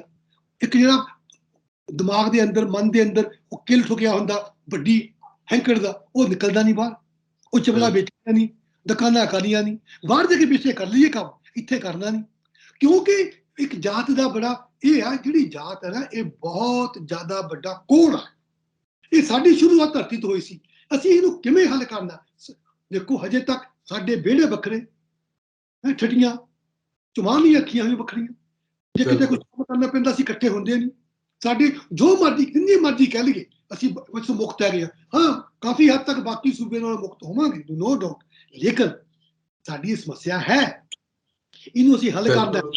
ਹਾਂ, ਉਹ ਕਿੰਨੀਆਂ ਚੈਨਲਾਂ ਜਿੱਥੇ ਗੱਲ ਹੁੰਦੀ ਹੈ। ਹੁਣ ਤੁਸੀਂ ਅੱਜ ਆਪਣੇ ਇਸ ਚੈਨਲ ਤੋਂ ਗੱਲ ਕਰ ਰਹੇ ਆ ਕਿ ਬਹੁਤ ਘੱਟ ਹੈ, ਕਿੱਥੋਂ ਕੌਣ ਗੱਲ ਕਰਦਾ, ਕਿਵੇਂ ਹੋਣੀ ਗੱਲ, ਤਾਂ ਕਿੰਨੀ ਜ਼ਿਆਦਾ ਕਿੰਨੇ ਲੋਕ ਨੇ ਜਿਹੜੇ ਤੁਹਾਨੂੰ ਲਿਖਦੇ ਨੇ। ਤੁਸੀਂ ਦੇਖ ਲਓ, ਪਿੱਛੇ ਜੇ ਸਟੱਡੀ ਹੋਈ ਸੀ ਕਿ ਪੂਰੇ ਭਾਰਤ ਵਿੱਚ ਉਦੋਂ ਜੋ ਸਟੱਡੀ ਹੋਈ ਸੀ ਵੀ ਇੱਕ ਤਾਂ ਬੰਦਾ ਜਿਹੜਾ ਜਰਨਲਿਜ਼ਮ 'ਚ ਸ਼ਡਿਊਲਡ ਕਾਸਟ ਦੇ ਬਾਰੇ ਲਿਖਦਾ ਪਿਆ, ਹੁਣ ਤਾਂ ਚਲੋ ਵੱਧ ਗਿਆ ਕੰਮ ਲਿਖ ਰਹੇ। ਸੋਚ ਕਿੰਨੀ ਹੈ, ਕਿਉਂਕਿ ਸਿਆਣੇ ਕਹਿੰਦੇ ਆ ਜੇ ਬਿਮਾਰੀ ਹੋਵੇ ਤਾਂ ਕੋਠੇ ਚੜ੍ਹ ਕੇ ਰੌਲਾ ਪਾਉਣਾ ਚਾਹੀਦਾ, ਦਬਾਉਣਾ ਨਹੀਂ ਚਾਹੀਦਾ। ਸਾਨੂੰ ਵੀ ਰੌਲਾ ਪਾਉਣਾ ਚਾਹੀਦਾ, ਸਾਡੀ ਜਾਤ ਹੈਗੀ ਆ, ਇਹ ਤੋਂ ਮੁਕਤੀ ਪਾਉਣੀ ਹੈ। ਮੈਂ ਅਗਲਾ ਸਵਾਲ ਇਹ ਕਰਨਾ ਸੀਗਾ ਕਿ ਜਦੋਂ ਇਹੋ ਜਿਹੇ ਮੁੱਦੇ ਦੇ ਉੱਤੇ ਟਾਕ ਕਰਨੀ ਬਣ ਤਾਂ ਜਾਂਦੀ ਆ, ਪਰ ਏਦਾਂ ਲੱਗਦਾ ਹੈ ਕਿ ਸਾਰੇ ਪਾਸੇ ਜਿਹੜਾ ਸਿਆਸਤ ਨੇ ਇਸ ਤਰੀਕੇ ਦਾ ਚੱਕਰ ਘੁਮਾਇਆ ਕਿ ਧਿਆਨ ਸਿਰਫ ਇੱਕੋ ਮੁੱਦੇ ਤੇ ਲਿਆ ਕੇ ਖੜਾ ਕਰਤਾ ਕਿ ਜੀ ਦਲਿਤ ਮੁੱਖ ਮੰਤਰੀ ਬਣਾ ਦਿੱਤਾ, ਮਸਲਿਆਂ ਦਾ ਹੱਲ ਹੋ ਗਿਆ। ਏਦਾਂ ਲੱਗਦਾ ਕਿ ਸਾਰੇ ਮੁੱਦੇ ਜਿਹੜੇ ਨੇ ਇਹਦੇ ਥੱਲੇ ਦੱਬ ਦਿੱਤੇ ਗਏ। ਬੇਰੁਜ਼ਗਾਰੀ, ਨਸ਼ਾ, ਮਾਫੀਆ, ਜਿੰਨਾ ਵੀ ਪੰਜਾਬ ਦੇ ਜਿਨ੍ਹਾਂ ਨੇ ਪੰਜਾਬ ਨੂੰ ਚੂਸ ਕੇ ਖਾ ਲਿਆ, ਉਹ ਸਾਰੇ ਜਿਹੜੇ ਨੇ ਕਹਿੰਦੇ ਇਹਦੇ ਥੱਲੇ ਦੱਬ ਦਿੱਤੇ ਗਏ ਨੇ। ਇੱਕ ਸਿਆਸੀ ਖੇਡ ਸੀ ਜਿਹਦੇ ਵਿੱਚ ਸਾਰੀਆਂ ਸਿਆਸੀ ਪਾਰਟੀਆਂ ਆ ਕੇ ਫਸ ਗਈਆਂ। ਹੁਣ ਸਾਰੀਆਂ ਸਿਆਸੀ ਪਾਰਟੀਆਂ ਦੇ ਹੱਥ ਗੁਰਾਇਆ ਹੋਇਆ, ਇੱਕ ਮੁੱਦਾ ਚੱਕ ਲੈਂਦੇ ਆ, ਉਹਦੀ ਉਹ ਮਤਲਬ ਮੁੱਦੇ ਨੂੰ ਚੱਕ ਕੇ ਉਹਦੇ 'ਚ ਪਾਣੀ ਪਾ ਪਾ ਕੇ ਉਹ ਜਿਹੜਾ ਉਹ ਤੁਲਸੀ ਦਾ ਹੁੰਦਾ ਉਹਨੂੰ ਵਧਾਈ ਚਲੇ ਜਾਂਦੇ ਆ। ਕਿਉਂਕਿ ਕਿਸੇ ਵੀ ਪਾਰਟੀ ਨੇ ਦਾ ਇਰਾਦਾ ਨਹੀਂ, ਇਹਨਾਂ ਦਾ ਇਰਾਦਾ ਇੱਕੋ ਹੀ ਆ, 5 ਸਾਲ ਪਾਵਰ 'ਚ ਆ ਗਈ ਹੈ, ਲੋਕਾਂ ਸਾਹਮਣੇ ਹੱਥ ਉੱਤੇ ਜੋੜ ਕੇ। ਉਸ ਤੋਂ ਬਾਅਦ ਇਹਨਾਂ ਦੀਆਂ ਪੂਰੀਆਂ ਟੇਕਾਂ ਲੱਗੀਆਂ ਵੀ ਇਲੈਕਸ਼ਨ ਲੜਨੇ ਬੜੇ ਮੁਸ਼ਕਿਲ ਵਾ। ਹੁਣ ਅਗਲਾ ਇਲੈਕਸ਼ਨ ਕਿਵੇਂ ਲੜਨਾ, 20-25 ਕਰੋੜ ਇਕੱਠਾ ਕਰਨਾ। ਬਿਲਕੁਲ, ਜੇ ਤਾਂ ਪਾਰਟੀ ਸੈਂਟਰ 'ਚ ਵੀ ਉਹੀ ਆ ਤਾਂ ਬਾਕੀ ਸੂਬਿਆਂ 'ਚ ਵੀ ਉਹੀ ਆ, ਫਿਰ ਪੈਸਾ ਘੱਟ ਇਕੱਠਾ ਕਰਨਾ ਪੈਂਦਾ। ਜੇ ਪਾਰਟੀ ਸੈਂਟਰ 'ਚ ਕੋਈ ਹੋਰ ਵਾ, ਦੂਜੇ ਸੂਬਿਆਂ 'ਚ ਨਹੀਂ ਹੈਗੀ, ਪੈਸਾ ਕਿਤੇ ਹੋਣਾ ਨਹੀਂ, ਫਿਰ ਜਿਸ ਸੂਬੇ 'ਚ ਇੱਕ ਪਾਰਟੀ ਹੈਗੀ ਆ ਉਹਦੇ 'ਤੇ ਹੋਰ ਪ੍ਰੈਸ਼ਰ ਪੈਂਦਾ, ਹੋਰ ਪੈਸਾ ਚਾਹੀਦਾ, ਕਿਉਂਕਿ ਇਲੈਕਸ਼ਨ ਲੜਦੇ ਆ ਇਕੱਲੇ ਉਸ ਸੂਬੇ 'ਚ ਨਹੀਂ, ਬਾਕੀ ਸੂਬੇ 'ਚ ਵੀ ਲੜਦੇ ਆ। ਤਾਂ ਉਹ ਮਤਲਬ ਪੰਜਾਬ ਨੂੰ ਹੁੰਦੀ ਤਾਂ ਵੀ ਸ਼ਾਇਦ ਪੰਜਾਬ 'ਚ ਜ਼ਿਆਦਾ ਪੈਸਾ ਇਕੱਠਾ ਹੋ ਜਾਂਦਾ ਹੈਗਾ। ਇਹ ਬਹੁਤ ਹੀ ਤਰਾਸਦੀ ਹੈਗੀ। ਸਾਨੂੰ ਸਾਰੇ ਲੋਕਾਂ ਨੂੰ ਇੱਥੇ ਪਹਿਰਾ ਦੇਣਾ ਪੈਣਾ। ਸਾਡੀ ਲੋਕਤੰਤਰ ਨੂੰ ਲੋਕਾਂ ਤੋਂ ਖਤਰਾ ਨਹੀਂ, ਸਾਡੇ ਲੋਕਤੰਤਰ ਨੂੰ ਰਾਜਨੀਤਿਕ ਪਾਰਟੀਆਂ ਦੀ ਜੋ ਕਾਰਜਗੁਜ਼ਾਰੀ ਆ ਉਹ ਤੋਂ ਖਤਰਾ ਹੈ। ਬਿਲਕੁਲ, ਸਾਨੂੰ ਉੱਠਣਾ ਪਊਗਾ, ਸੋਚਣਾ ਪਊਗਾ। ਹੁਣ ਸਾਨੂੰ ਦਿਖਣਾ ਪਊਗਾ ਇਹ ਨਹੀਂ ਵੀ ਬਦਲ ਚਾਹੀਦਾ, ਬਦਲ ਕੱਲਾ ਪੋਲੀਟੀਕਲ ਪਾਰਟੀ ਤੇ ਨਹੀਂ ਚਾਹੀਦਾ, ਬਦਲ ਚਾਹੀਦਾ ਸਾਡੀ ਸੋਚ ਦਾ। ਜੇ ਅਸੀਂ ਸੋਚ ਵਿੱਚੋਂ ਉਹਨਾਂ ਪਾਰਟੀਆਂ ਨੂੰ ਚੈਲੰਜ ਨਾ ਕਰੀਏ ਤਾਂ ਅਸੀਂ ਉਹਨਾਂ ਨੂੰ ਕਹੀਏ ਵਾਰ-ਵਾਰ ਸਾਨੂੰ ਆਟਾ, ਦਾਣਾ, ਚਾਹ ਪੱਤੀ, ਤੇਲ ਚੀਜ਼ਾਂ ਦੀ ਜ਼ਰੂਰਤ ਨਹੀਂ, ਸਾਨੂੰ ਜ਼ਰੂਰਤ ਹੈ ਕਿ ਅਸੀਂ ਆਪਣਾ ਰੋਜ਼ਗਾਰ ਕਰਕੇ ਖੁਦ ਅਸੀਂ ਕਰੀਏ, ਖੁਦ ਕਾਲ ਕਰੀਏ ਤੇ ਕੁਝ ਹੱਥੀਂ ਦੇਈਏ ਤੁਹਾਨੂੰ। ਬਿਲਕੁਲ, ਬਰਾਬਰਤਾ ਦਾ ਮੁੱਦਾ ਚੁੱਕਣਾ ਚਾਹੀਦਾ। ਸਰ ਇੱਥੇ ਇੱਕ ਸਵਾਲ ਹੋਰ ਪੈਦਾ ਹੁੰਦਾ ਹੈ ਕਿ ਜਦੋਂ ਅਸੀਂ ਸਾਰੀਆਂ ਸਿਆਸੀ ਪਾਰਟੀਆਂ ਬਾਰੇ ਗੱਲ ਕਰਦੇ ਹਾਂ, ਅੱਜ ਜਦੋਂ ਆਮ ਆਦਮੀ ਪਾਰਟੀ ਦੀ ਹਰ ਪਾਸੇ ਹਵਾ ਇੱਕ ਬਣੀ ਹੋਈ ਹੈ ਕਿ ਜੀ ਉਹਨਾਂ ਦੀ ਸਰਕਾਰ ਆ ਜਾਣੀ ਹੈ, 2017 'ਚ ਵੀ ਕਹਿੰਦੇ ਸੀ, ਉੱਥੇ ਤੁਸੀਂ ਉਹਨਾਂ ਦੇ ਵਿੱਚ ਦਲਿਤ ਜਿਹੜਾ ਪੱਤਾ ਆ ਉਹਨੂੰ ਕਿੱਦਾਂ ਦੇਖਦੇ ਹੋ? ਕੀ ਇਸ ਪੱਤੇ ਦੇ ਅੰਡਰ ਆਮ ਆਦਮੀ ਪਾਰਟੀ ਦੀ ਉਸ ਹਵਾ ਨੂੰ ਕਹਿ ਲਓ ਜਾਂ ਉਹ ਹਨੇਰੀ ਕਹਿੰਦੇ ਨੇ ਉਹਨੂੰ ਕੋਈ ਠੱਲ ਪੈ ਸਕਦੀ ਹੈ ਜਾਂ ਕੀ ਆ ਇਹਦੇ ਨਾਲ? ਕੋਈ ਉਹਨਾਂ ਦੀ ਕੋਈ ਵਿਜ਼ਨ ਇਹੋ ਜੀ ਜਿਹਦੇ ਨਾਲ ਲੋਕ ਉਹਨਾਂ ਤੇ ਯਕੀਨ ਕਰ ਲੈਣ? ਦੇਖੋ ਸੁਖਵਿੰਦਰ, ਇਹ ਸਵਾਲ ਵੀ ਤੁਸੀਂ ਚੁਣ ਕੇ ਸਵਾਲ ਲੈ ਕੇ ਆ ਰਹੇ ਆ, ਇਹ ਵੀ ਬੜਾ ਟਫ ਸਵਾਲ ਹੈ। ਇਹਨੂੰ ਸਮਝਣ ਵਾਸਤੇ ਸਾਨੂੰ 2-3 ਚੀਜ਼ਾਂ ਸਾਫ਼-ਸਾਫ਼ ਸਮਝਣੀਆਂ ਪੈਣੀਆਂ। ਨੰਬਰ 1, ਜਿਹੜੀ ਕਾਂਗਰਸ ਪਾਰਟੀ ਆ ਤੇ ਸ਼੍ਰੋਮਣੀ ਅਕਾਲੀ ਦਲ ਬਾਦਲ ਨੇ, ਇਹ ਜਿਹੜੀਆਂ 2 ਪਾਰਟੀਆਂ ਨੇ, ਇਹ ਬੜੀਆਂ ਹੀ ਜਿਹਨੂੰ ਅਸੀਂ ਕਹਿੰਦੇ ਆ main stream traditional well established political ਪਾਰਟੀਆਂ ਨੇ। ਇਹਨਾਂ ਦਾ ਆਪਣਾ ਕਾਡਰ ਹੈ, ਇਹਨਾਂ ਦੇ ਆਪਣੇ ਡੀਪ ਲਿੰਕਸ ਨੇ, ਔਰ ਇਹਨਾਂ ਦੇ ਅੰਦਰ ਜਿਸ ਤਰ੍ਹਾਂ ਦੀ ਮਰਜ਼ੀ ਕੋਈ ਬਹਿਸ ਚੱਲਦੀ ਹੋਵੇ, ਕੋਈ ਟੁੱਟ ਭੱਜ ਹੁੰਦੀ ਹੋਵੇ, ਕੋਈ ਡਿਫਰੈਂਸਿਸ ਹੁੰਦੇ ਹੋਣ, ਉਹਦੇ ਬਾਵਜੂਦ ਵੀ ਇਹਨਾਂ ਦਾ ਕੋਈ ਇੱਕ ਵੋਟ ਬੈਂਕ ਹੈ। ਤੁਸੀਂ ਪਿਛਲੇ ਸਾਰੇ, ਹੁਣ ਮੈਂ ਉਹ ਇਲੈਕਸ਼ਨ ਦੇ ਡੇਟੇ 'ਚ ਨਹੀਂ ਜਾਣਾ ਹੈ, ਫਿਰ ਗੱਲਬਾਤ ਹੋ ਜਾਣੀ, ਜਾ ਕੇ ਦੇਖ ਲਓ, ਸੀਟਾਂ ਘੱਟ ਸੀ, ਵੋਟ ਬੈਂਕ 'ਚ ਬਹੁਤਾ ਫਰਕ ਨਹੀਂ ਪਿਆ। ਠੀਕ ਹੈ, ਹੁਣ ਪੰਜਾਬ ਦੇ ਵਿੱਚ ਇਹ ਮੰਨਣ 'ਚ ਆ ਰਿਹਾ ਵੀ ਸ਼ਾਇਦ 2012 ਦੀ ਸਰਕਾਰ ਤੇ 2017 ਵਾਲੀ ਸਰਕਾਰ, 12 ਤੋਂ 17, ਉਸ ਤੋਂ 7 ਤੋਂ 12, ਜਿਹੜੇ 2 ਟਰਮਾਂ ਸੀਗੀਆਂ ਉਹ 10 ਸਾਲ, ਫਿਰ 17 ਤੋਂ ਹੁਣ 22 ਤੱਕ 5 ਸਾਲ, 15 ਸਾਲ ਜਿਹੜੀ ਸਿਸਟਮ ਰਿਹਾ, ਲੋਕਾਂ ਨੂੰ ਲੱਗਿਆ ਵੀ ਨਹੀਂ ਬਈ ਸਾਨੂੰ ਇਹ ਕੋਈ ਇਹਨਾਂ ਤੋਂ ਰਾਹਤ ਨਹੀਂ ਮਿਲੀ, ਅਸੀਂ ਕੋਈ ਤਬਦੀਲੀ ਚਾਹਾਂਗੇ। ਹੁਣ ਉਹਦੇ ਦੌਰਾਨ 2014 'ਚ ਇੱਕ ਇਲੈਕਸ਼ਨ ਹੁੰਦੀ ਹੈ ਪਾਰਲੀਮੈਂਟ ਦੀ, ਪਹਿਲਾ ਸੂਬਾ ਪੰਜਾਬ ਦਾ ਔਰ ਮਾਲਵਾ, ਜਿੱਥੋਂ 4 ਸੀਟਾਂ ਆਮ ਆਦਮੀ ਪਾਰਟੀ ਦੀ ਝੋਲੀ ਪਈਆਂ, ਉਹ ਸੈਂਟਰ 'ਚ ਜਾ ਕੇ ਉਹਨਾਂ ਦੀ ਬੜੀ ਵਧੀਆ ਰਹੀ ਆ ਕਾਰਗੁਜ਼ਾਰੀ, ਖਾਸ ਤੌਰ ਤੇ ਧਰਮਵੀਰ ਗਾਂਧੀ ਦੀ ਤੇ ਨਾਲੇ ਭਗਵੰਤ ਮਾਨ ਦੀ, ਜਿਹਨਾਂ ਨੂੰ ਕ੍ਰੈਡਿਟ ਬਣਦਾ ਦੇਣਾ ਬਣਦਾ, ਬੜੀ ਸਟਰੋਂਗ ਰਿਹਾ 2014 ਦੇ ਵਿੱਚ। ਠੀਕ ਹੈ, ਉਸ ਤੋਂ ਬਾਅਦ 17 ਆ ਜਾਂਦਾ, 3 ਸਾਲ ਦਾ ਸਮੇਂ ਸੀਗਾ। ਉਹ 3 ਸਾਲ ਦਾ ਸਮੇਂ ਸੀਗਾ ਸੁਖਵਿੰਦਰ, ਜਦੋਂ ਆਮ ਆਦਮੀ ਪਾਰਟੀ ਨੇ ਆਪਣੀ ਪੰਜਾਬ ਦੇ ਵਿੱਚ ਆਪਣੀ ਨੇਟਰ, ਜਿਹਨੂੰ ਕਹਿੰਦੇ ਜੱਦੀ, ਆਪਣੇ ਮੈਂਬਰਸ਼ਿਪ ਬਣਾ ਕੇ ਤਾਂ ਇੱਥੋਂ ਚੱਲਣਾ ਸੀ, ਆਪਣੀ ਆਪ ਸਮਝਣਾ, ਕਿਉਂਕਿ ਤੁਸੀਂ ਕਦੀ ਵੀ ਉਧਾਰੀ ਸੋਚ ਲੈ ਕੇ ਨਹੀਂ ਚੱਲ ਸਕਦੇ। ਜੇ ਤੁਸੀਂ ਮੈਦਾਨੇ ਜੰਗ 'ਚ ਆਉਣਾ ਤਾਂ ਤੁਹਾਡਾ ਜਿਹੜਾ ਰਥਵਾਨ ਆ ਉਹ ਵੀ ਉਸ ਇਲਾਕੇ ਦਾ ਵਾਕਫ ਚਾਹੀਦਾ, ਤੁਹਾਨੂੰ ਪਤਾ ਚਾਹੀਦਾ ਇਹ ਜੰਗਲ 'ਚ ਕਿੱਧਰ ਦੀ ਘੋੜਾ ਜਾ ਸਕਦਾ, ਕਿੱਧਰ ਦੀ ਰੱਥ ਪੈਣਾ, ਕੀ ਰਸਤਾ ਵਾ, ਕਿਹੜਾ ਕੁਛ ਵਾ। ਉਹ ਜਿਹੜਾ ਤੁਹਾਡਾ ਰਥਵਾਨ ਹੈ ਉਹ ਤਕੜਾ ਚਾਹੀਦਾ, ਤੁਹਾਡਾ ਕ੍ਰਿਸ਼ਨ ਤਕੜਾ ਚਾਹੀਦਾ, ਉਹ ਤੁਹਾਡਾ ਆਪਣਾ ਚਾਹੀਦਾ। ਉਹ ਵੀ ਵਿੱਚੋਂ ਸੀਗਾ, ਜਾਦਵਾਂ ਚੋਂ ਸੀਗਾ, ਜਦੋਂ ਕੌਰਵਾਂ ਦੇ ਪਾਂਡਵਾਂ 'ਚ ਲੜਾਈ ਹੁੰਦੀ, ਉਹ ਸਾਰੇ ਜਦੂਬੰਸ਼ੀ ਸੀਗੇ, ਉਹ ਵਿੱਚੋਂ ਸੀਗਾ, ਕੋਈ ਬਾਹਰੋਂ ਦਾ ਨਹੀਂ ਰਥਵਾਨ ਆਇਆ ਸੀਗਾ। ਜੇ ਕਰਨ ਦਾ ਕੋਈ ਰਥਵਾਨ ਸੀ ਤਾਂ ਉਹ ਵੀ ਵਿੱਚੋਂ ਸੀਗਾ, ਕੋਈ ਬਾਹਰੋਂ ਨਹੀਂ ਆਇਆ ਸੀਗਾ। ਜੇ ਹੁਣ ਤੁਸੀਂ ਆਪਣੀ ਸੋਚ ਦੇ ਨਾਲ ਜਾਣਾ, ਤੁਹਾਨੂੰ ਆਪਣੀ ਆਪ ਬਣਾਉਣੀ ਪੈਣੀ ਆ। ਹੋਇਆ ਕਿ 1914 ਤੋਂ ਬਾਅਦ 1917 ਦੇ ਦੌਰਾਨ ਕਿਸੇ ਵੀ ਤਰੀਕੇ, ਹਾਂਜੀ 2014 ਤੋਂ 2017 ਦੇ ਦੌਰਾਨ ਜਿਹੜੇ 3 ਸਾਲ ਹੋਏ, ਉਹਦੇ ਦੌਰਾਨ ਜੋ ਕੰਮਕਾਰ ਹੋਣਾ ਸੀ ਲੋਕਲ ਲੈਵਲ ਤੇ, ਉਹ ਤਾਂ ਹੋਇਆ ਨਹੀਂ। ਹੋਇਆ ਕਿ ਲੋਕਾਂ ਦੇ ਵਿੱਚ ਬੜਾ ਰੰਜਿਸ਼ ਪੈ ਗਈ ਆ ਕਿਸੇ ਕਾਰਨ ਕਰਕੇ, ਕਿ 2017 ਦੇ ਵਿੱਚ ਜਿਹੜੀਆਂ ਪਾਰਟੀਆਂ ਲੋਕਾਂ ਨੇ, ਉਹਨਾਂ ਨੂੰ ਵਾਅਦਾ ਸੀਗਾ ਵੀ ਜੇ ਤੂੰ ਇੰਨੀ ਮੈਂਬਰਸ਼ਿਪ ਲੈ ਆਏਗਾ, 10,000 ਮੈਂਬਰਸ਼ਿਪ ਲੈ ਲੇਗਾ, ਤੈਨੂੰ ਇਲੈਕਸ਼ਨ ਲੜਾਇਆ ਜਾਊਗਾ। ਉਹ ਲੋਕਾਂ ਨੂੰ ਥੋੜਾ ਜਿਹਾ ਐਕਸਪੀਰੀਅੰਸ ਇਹ ਹੋਇਆ ਕਿ ਨਹੀਂ ਬਈ, ਕਿਸੇ ਤਰੀਕੇ ਨਾਲ ਜੋ ਅਸੀਂ ਬਦਲ ਚਾਹੁੰਦੇ ਸੀ, ਜੋ ਸਾਡਾ ਸੁਪਨਾ ਸੀ, ਇਹ ਕੋਈ ਆਮ ਆਦਮੀ ਪਾਰਟੀ ਕਰਕੇ 4 ਸੀਟਾਂ ਨਹੀਂ ਜਿੱਤੀਆਂ ਸੀਗੀਆਂ। ਉਸ ਵਕਤ ਲੋਕੀ ਬਦਲ ਚਾਹੁੰਦੇ ਸੀ, ਉਹਨਾਂ ਨੇ 4 ਸੀਟਾਂ ਦੇ ਦਿੱਤੀਆਂ। ਜੇ ਕਿਤੇ ਉਸ ਬਦਲ ਨੂੰ ਲੈ ਕੇ, ਉਹ ਨਿਸ਼ਾਨਾ ਲੈ ਕੇ ਆਮ ਆਦਮੀ ਪਾਰਟੀ ਪੂਰੀ ਤਰ੍ਹਾਂ ਪਹਿਲਾਂ ਦਿੰਦੀ ਸੋਚ ਉੱਤੇ, ਇੱਥੇ ਦੇ ਲੋਕ ਅੱਗੇ ਹੁੰਦੇ, ਸਿਸਟਮ ਹੁੰਦਾ, ਤਾਂ ਲੋਕਾਂ ਨੇ ਕਿਤੇ ਇਹਨਾਂ ਦੇ ਮਗਰਾਂ ਨੂੰ ਆਪਣੀਆਂ ਅੱਖਾਂ ਦੀਆਂ ਉੱਤੀਆਂ ਜਿਹੜੀਆਂ ਪਲਕਾਂ ਤੇ ਉਠਾ ਲੈਣਾ ਸੀਗਾ। ਹੋਇਆ ਕਿ ਉਹ ਨਾਰਾਜ਼ ਹੋ ਗਏ ਵੀ ਦੇਖੋ ਯਾਰ, ਅਸੀਂ ਤਾਂ ਵਿਸ਼ਵਾਸ ਰੱਖਿਆ ਸੀ, ਲੋਕੀ ਜਹਾਜ਼ ਭਰ ਕੇ ਇੱਥੇ ਆ ਗਏ। ਜਦੋਂ ਪਤਾ ਲੱਗਾ ਕਿ ਇਹ ਤਾਂ ਸਿਸਟਮ ਹੀ ਹੋਰ ਵਾ, ਇਹਦੇ 'ਚ ਡਿਫਰੈਂਸ ਹੈਗੇ ਆ, ਕੋਈ ਬੰਦਾ ਬਾਹਰੋਂ ਆ ਕੇ ਦੱਸਦਾ, ਉਹ ਕਹਿੰਦਾ ਮੈਨੂੰ ਪਤਾ, ਤੁਹਾਨੂੰ ਕੀ ਪਤਾ। ਉਹਨਾਂ ਲੋਕਾਂ ਨੂੰ ਲੱਗਿਆ ਵੀ ਨਹੀਂ ਬਈ, ਕਿਉਂਕਿ ਇੱਕ ਸੁਪਨਾ ਸੀ ਪੰਜਾਬ ਦਾ, ਹਜੇ ਵੀ ਸੁਪਨਾ ਕਿਤੇ ਕਿਤੇ ਬੈਠਾ ਹੋਇਆ, ਉਹ ਕਿਤੇ ਖਾਲੇ ਖੁੰਝੇ ਤੇ ਦਿਮਾਗ ਤੇ ਅੜਿਆ ਹੋਇਆ ਕਿ ਚੇਂਜ ਹੋਣੀ ਆ। ਉਹ ਜਿਹੜੀ ਚੇਂਜ ਆ, ਉਹਨੂੰ, ਉਹ ਸੁਪਨੇ ਨੂੰ ਸਾਕਾਰ ਕਰਨ ਵਾਸਤੇ ਇੱਥੇ ਦੇ ਲੋਕ ਆਪਸ ਵਿੱਚ ਹੀ ਮਿਲ ਕੇ ਕੋਈ ਨਵਾਂ ਬਦਲ ਪੈਦਾ ਕਰਨ। ਜਿਹੜੀ ਮੈਂ ਗੱਲ ਪਹਿਲਾਂ ਕੀਤੀ ਆ, ਉਹ ਹਜੇ ਤੇ ਬਣਿਆ ਨਹੀਂ ਬਦਲ। ਉਹ ਜਿੰਨਾ ਮਰਜ਼ੀ ਨੁਕਸਾਨ ਹੋ ਜਾਵੇ, ਪੰਜਾਬ ਦੀ ਇੱਕ ਰਹੀ ਆ, ਇੱਥੇ ਅਹਿਮਦ ਸ਼ਾਹ ਅਬਦਾਲੀਆਂ ਦੁਰਾਨੀਆਂ ਦਾ ਮੂੰਹ ਮੋੜਿਆ ਗਿਆ, ਇੱਥੇ ਖੰਡੇ ਖੜਕੇ ਲੋਕੀ ਉੱਠ ਕੇ ਆਏ, ਭਾਈ ਮਹਾਂ ਸਿੰਘ, ਭਾਈ ਚਰਚ ਸਿੰਘ, ਜੱਸਾ ਸਿੰਘ ਵਾਲੂਵਾਲੀਆ, ਜੱਸਾ ਸਿੰਘ ਰਾਮਗੜੀਆ, ਹਰੀ ਸਿੰਘ ਨਲਵਾ, ਇਹ ਸਾਰੇ ਆਏ, ਇਹਨਾਂ ਨੇ ਖੈਬਰ ਤੱਕ ਗਏ, ਇਹਨਾਂ ਨੇ ਸਾਥ ਮਿਲਾਇਆ, ਇਕਮਨ ਕੀਤਾ। ਉਹ ਇੰਨੀਆਂ ਤਕੜੀਆਂ ਫੌਜਾਂ ਸੀਗੀਆਂ, ਨਾਦਰ ਸ਼ਾਹ ਤੋਂ ਉਹਦੇ ਨਾਲ ਅਬਦਾਲੀ ਆਉਂਦਾ ਰਿਹਾ ਸੀ, ਉਹਨੂੰ ਪਤਾ ਸੀ ਕਿਵੇਂ ਉਹ ਆਇਆ ਇੱਥੇ। ਉਹਦੇ ਨਾਲ ਲਾਸਟ ਉੱਤੇ ਜਦੋਂ ਨਾਦਰ ਸ਼ਾਹ ਦੀ ਡੈਥ ਹੋ ਗਈ ਆ, ਇਹ ਅਹਿਮਦ ਸ਼ਾਹ ਸੀ, ਅਬਦਾਲੀ ਬਣਿਆ, ਇਹਨੂੰ ਦੁਰਾਨੀ ਬਣਾਇਆ, ਰਾਜਾ ਬਣਾਇਆ ਉਹਨੂੰ। ਇਹ ਬਾਅਦ 'ਚ ਆਇਆ ਇੱਥੇ, ਇਹਨੂੰ ਪਤਾ ਸੀ ਮੈਂ ਕਿਵੇਂ ਕਰਨਾ, ਇਹਦਾ ਮੂੰਹ ਮੋੜਿਆ। ਲੋਕਾਂ ਨੇ ਕਿਹਾ ਵੀ ਕਦ ਤੱਕ ਸਹਾਂਗੇ, ਇੱਥੇ ਸੋਚ ਉੱਠੀ ਆ, ਇੱਥੇ ਬੰਦਾ ਬਹਾਦਰ ਆਏਗਾ, ਉਹ ਸਰਹੰਦ ਦੀ ਇੰਟਰਨੈਟ ਖੜਕਾਈ ਹੋਣੇ, ਇੱਥੇ ਗੁਰੂ ਸਾਹਿਬ ਨੇ ਫਲਸਫਾ ਦਿੱਤਾ, ਚਿੜੀਆਂ ਤੋਂ ਬਾਜ ਬਣਾਏ।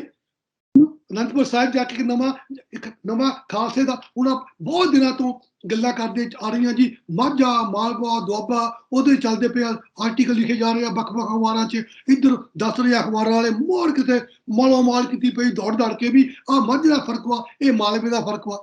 ਅੱਜ ਤੇ ਮੈਨੂੰ ਇਹ ਨਹੀਂ ਪਤਾ ਲੱਗਿਆ ਕਿ ਇਹਨਾਂ ਨੂੰ ਪੰਜਾਬ ਦੀ ਸਮਝ ਕਿਉਂ ਨਹੀਂ ਆ ਰਹੀ। ਅਗਰ ਮਾਝਾ ਸਿੱਖੀ ਦਾ ਧੁਰਾ ਹੈ, ਸਿੱਖੀ ਦਾ ਜਨਮ ਉੱਥੇ ਹੋਇਆ, ਤਾਂ ਮਾਲਵਾ ਖਾਲਸਾ ਪੰਥ ਦਾ ਧੁਰਾ ਹੈ। ਅਨੰਦਪੁਰ ਸਾਹਿਬ, ਕੇਸਗੜ੍ਹ ਸਾਹਿਬ, ਖਾਲਸਾ ਦਾ ਜਨਮ ਉੱਥੇ ਹੋਇਆ। ਇਹ ਮਾਝੇ 'ਚ ਇੱਕ ਤਖਤ ਵਾ, ਤਾਂ ਮਾਲਵੇ 'ਚ 2 ਤਖਤ ਨੇ, ਤਖਤ ਕੇਸਗੜ੍ਹ ਸਾਹਿਬ ਅਨੰਦਪੁਰ ਸਾਹਿਬ, ਤਖਤ ਦਮਦਮਾ ਸਾਹਿਬ ਤਲਵੰਡੀ ਸਾਬੋ।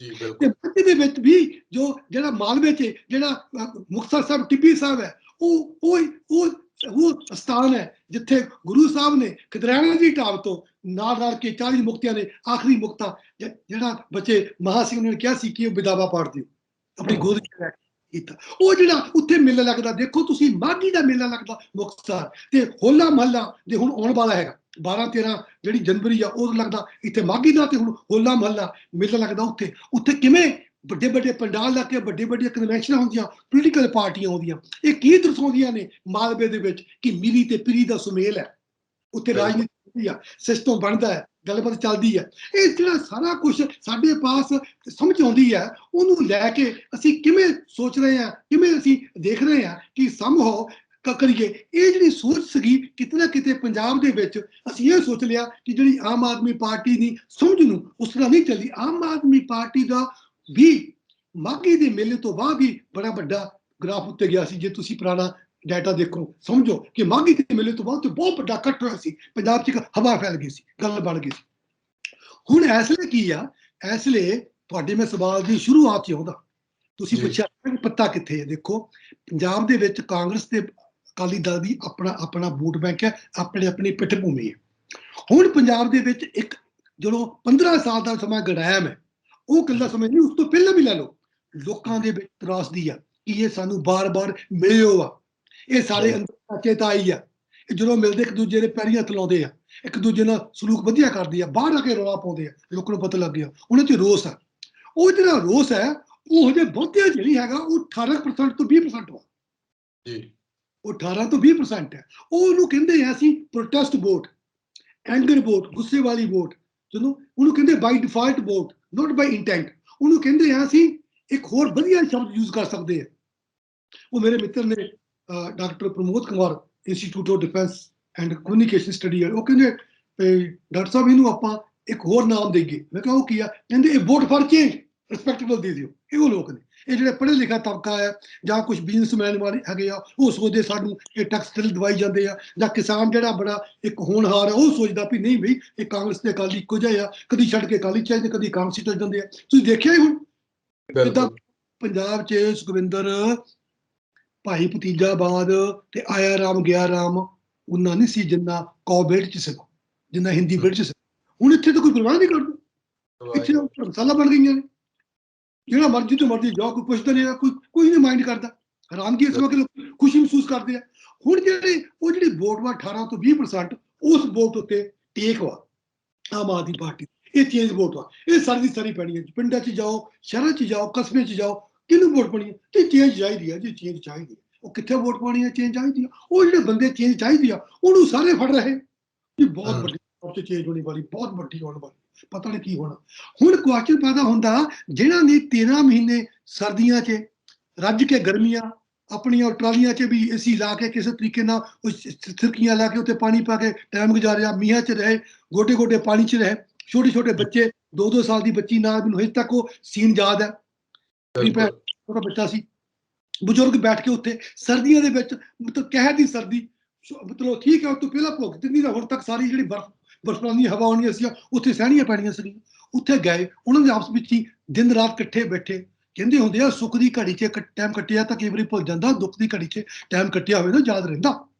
ਉਹ ਹੁਣ ਕਿਤੇ ਆ ਕੇ ਅੱਖਾਂ ਮੀਚ ਕੇ ਵੋਟਾਂ ਇੱਧਰ ਤੋਂ ਪਾ ਦੋਗੇ, ਭਾਵੇਂ ਜਥੇਬੰਦੀਆਂ ਉਹਨਾਂ ਨੇ ਫੈਸਲਾ ਕੀਤਾ ਸੀ 32 ਨਾਲ ਕਿ ਅਸੀਂ ਇਲੈਕਸ਼ਨ ਨਹੀਂ ਲੜਨਾ, ਉਹ ਤਾਂ ਉਦੋਂ ਵੀ ਕੀਤਾ ਸੀ। ਉਦੋਂ ਵੀ ਉਗਰਾਹਾਂ ਸਾਹਿਬ ਜੋਗਿੰਦਰ ਸੋਹਣੀ ਕਹਿੰਦੇ ਸੀਗੇ ਸਾਡੀ ਹਾਂ ਜਿੱਥੇ ਤੱਕ ਹੈਗੀ ਆ, ਬਾਕੀ ਜਿਹਨੇ ਇਲੈਕਸ਼ਨ ਲੜਨਾ ਲੜੇ। ਉਦੋਂ ਵੀ ਆਪਣੇ ਬਲਵੀਰ ਸਿੰਘ ਆਪਣੇ ਰਾਜੇਵਾਲ ਸਾਹਿਬ ਉਦੋਂ ਵੀ ਕਹਿੰਦੇ ਸੀਗੇ, ਮੇਰੇ ਨਾਲ ਗੱਲਬਾਤ ਹੋਈ ਹੈ, ਦੌਲਦੂ ਸਿੰਘ ਜੀ ਕਹਿੰਦੇ ਸੀਗੇ। ਹੁਣ ਉਹ ਜੇ ਇਲੈਕਸ਼ਨ 'ਚ ਆ ਗਏ ਆ ਕੁਝ ਬਾਈ ਭਲੇ ਚਲੋ ਉਹਦੇ 'ਚ ਭਾਵੇਂ ਮਰਜ਼ੀ ਆ, ਉਹ ਨਹੀਂ ਚੇਂਜ ਵੋਟ ਹੈਗੀ, ਉੱਥੇ ਨਹੀਂ ਚੇਂਜ ਵੋਟ ਜਾਊਗੀ, ਉਹ ਨਹੀਂ ਇਫੈਕਟ ਕਰੂਗੀ। ਇਸ ਕਰਕੇ ਜਿਹੜਾ ਦਲਿਤ ਪੱਤਾ ਕਾਰਡ ਹੈ, ਉਹਦੇ 'ਚ ਕਾਰਡ ਹੁਣ ਇੱਕੋ ਆ ਕਿ ਉਹਨਾਂ ਦੀ ਜਿਹੜੀ ਪਾਰਟੀ ਸੀਗੀ ਬਹੁਜਨ ਸਮਾਜ ਪਾਰਟੀ, ਉਹਨੇ ਹੱਥ ਮਿਲਾ ਲਿਆ ਸ਼੍ਰੋਮਣੀ ਅਕਾਲੀ ਦਲ ਨਾਲ। ਹੁਣ ਜਿਹੜੀ ਸ਼੍ਰੋਮਣੀ ਅਕਾਲੀ ਦਲ ਹੱਥ ਮਿਲਾਇਆ, ਜਿਹੜੀ ਸ਼ਡਿਊਲਡ ਕਾਸਟ ਵੋਟ ਹੈ, ਉਹ ਸ਼੍ਰੋਮਣੀ ਅਕਾਲੀ ਦੇ ਨਾਲ ਉਹਨਾਂ ਦੀ ਜਾਤੀ ਤੌਰ ਦੇ ਉੱਤੇ ਵੀ ਬੇਸ਼ੱਕ ਸਾਥ ਹੋ ਰਿਹਾ, ਲੇਕਿਨ ਕਲਾਸ ਦੇ ਤੌਰ ਤੇ, ਸ਼੍ਰੇਣੀ ਦੇ ਤੌਰ ਤੇ ਤਾਂ ਅਲੱਗ-ਅਲੱਗ ਨੇ ਦੋਵੇਂ ਜਾਣੇ। ਉਹ ਕਿਵੇਂ ਉਹਨਾਂ ਦਾ ਇੰਟਰਸਟ ਕਨਵਰਜ ਕਰਦੇ ਨੇ। ਇਸ ਕਰਕੇ ਕਿੰਨੀ ਕੁ ਵੋਟ ਪਾਉਣਗੇ ਉਹ ਅਕਾਲੀ ਦਲ ਨੂੰ, ਕਿੰਨੇ ਕੁ ਬਾਕੀ ਬੰਦੇ ਜਿਹੜੇ ਬਹੁਜਨ ਸਮਾਜ ਪਾਰਟੀ ਨੂੰ ਵੋਟ ਪਾਉਣਗੇ, ਇਹ ਉਹਨਾਂ ਦੀ ਤੀਬਰਤਾ ਸੋਚ ਤੇ ਡਿਪੈਂਡ ਕਰਦਾ। ਬੜੀ ਹੈਰਾਨਗੀ ਆ। ਇਸ ਕਰਕੇ ਜਿਹੜਾ ਸ਼ਡਿਊਲਡ ਕਾਸਟ ਵੋਟ ਹੈ, ਉਹ ਹੁਣ BSP ਨੂੰ ਕਿੰਨੀ ਜਾਊਗੀ, ਉਹ ਚੰਨੀ ਫੈਕਟਰ ਨੂੰ ਕਿੰਨੀ ਜਾਊਗੀ, ਤਾਂ ਉਹ ਆਮ ਆਦਮੀ ਕਿੰਨੀ ਨੂੰ ਜਾਊਗੀ, ਇਹ ਵੰਡ ਕੇ ਜਾਣੀ ਆ। ਵੋਟ ਤਾਂ ਉਨੀ ਆ, ਬੋਲ ਤਾਂ ਕਈ ਆ, ਕਿੰਨੇ ਕੁ ਪੀਪੇ ਕੱਢਣੇ ਦਾਣੇ ਤੋਂ, ਬੋਲ ਤਾਂ ਹੁੰਦਾ ਹੀ ਆ। ਉਹ ਤਾਂ ਬੋਲ ਤਾਂ ਵੱਡਾ ਨਹੀਂ ਹੋਣਾ, ਚਾਹੇ ਉਹ ਚ ਮੁੜ ਕੇ ਪੀਪਾ ਕੱਢ ਕੇ ਇੱਧਰ ਪਾਓ, ਚਾਹੇ ਪੀਪਾ ਕੱਢ ਕੇ ਉੱਧਰ ਪਾ ਦੋ, ਉਹ ਤਾਂ ਉਹਨੇ ਰਹਿਣਾ। ਬਿਲਕੁਲ ਕਰ ਦੋਗੇ, ਸ਼ਤਾਨੀਆਂ ਕਰੋਗੇ ਤਾਂ ਲੋਕਾਂ ਨੂੰ ਪਤਾ ਲੱਗ ਜਾਣਾ। ਇਸ ਕਰਕੇ ਕਿ ਰਿਜ਼ਲਟ ਦੱਸੋਗੇ ਸਿਸਟਮ ਕੀ ਬਣਦਾ ਹੈ। ਬਿਲਕੁਲ। ਸ਼ੁਕਰੀਆ ਰੌਣਕੀ ਰਾਮ ਜੀ, ਧੰਨਵਾਦ ਤੁਹਾਡਾ। ਮਿਹਰਬਾਨੀ।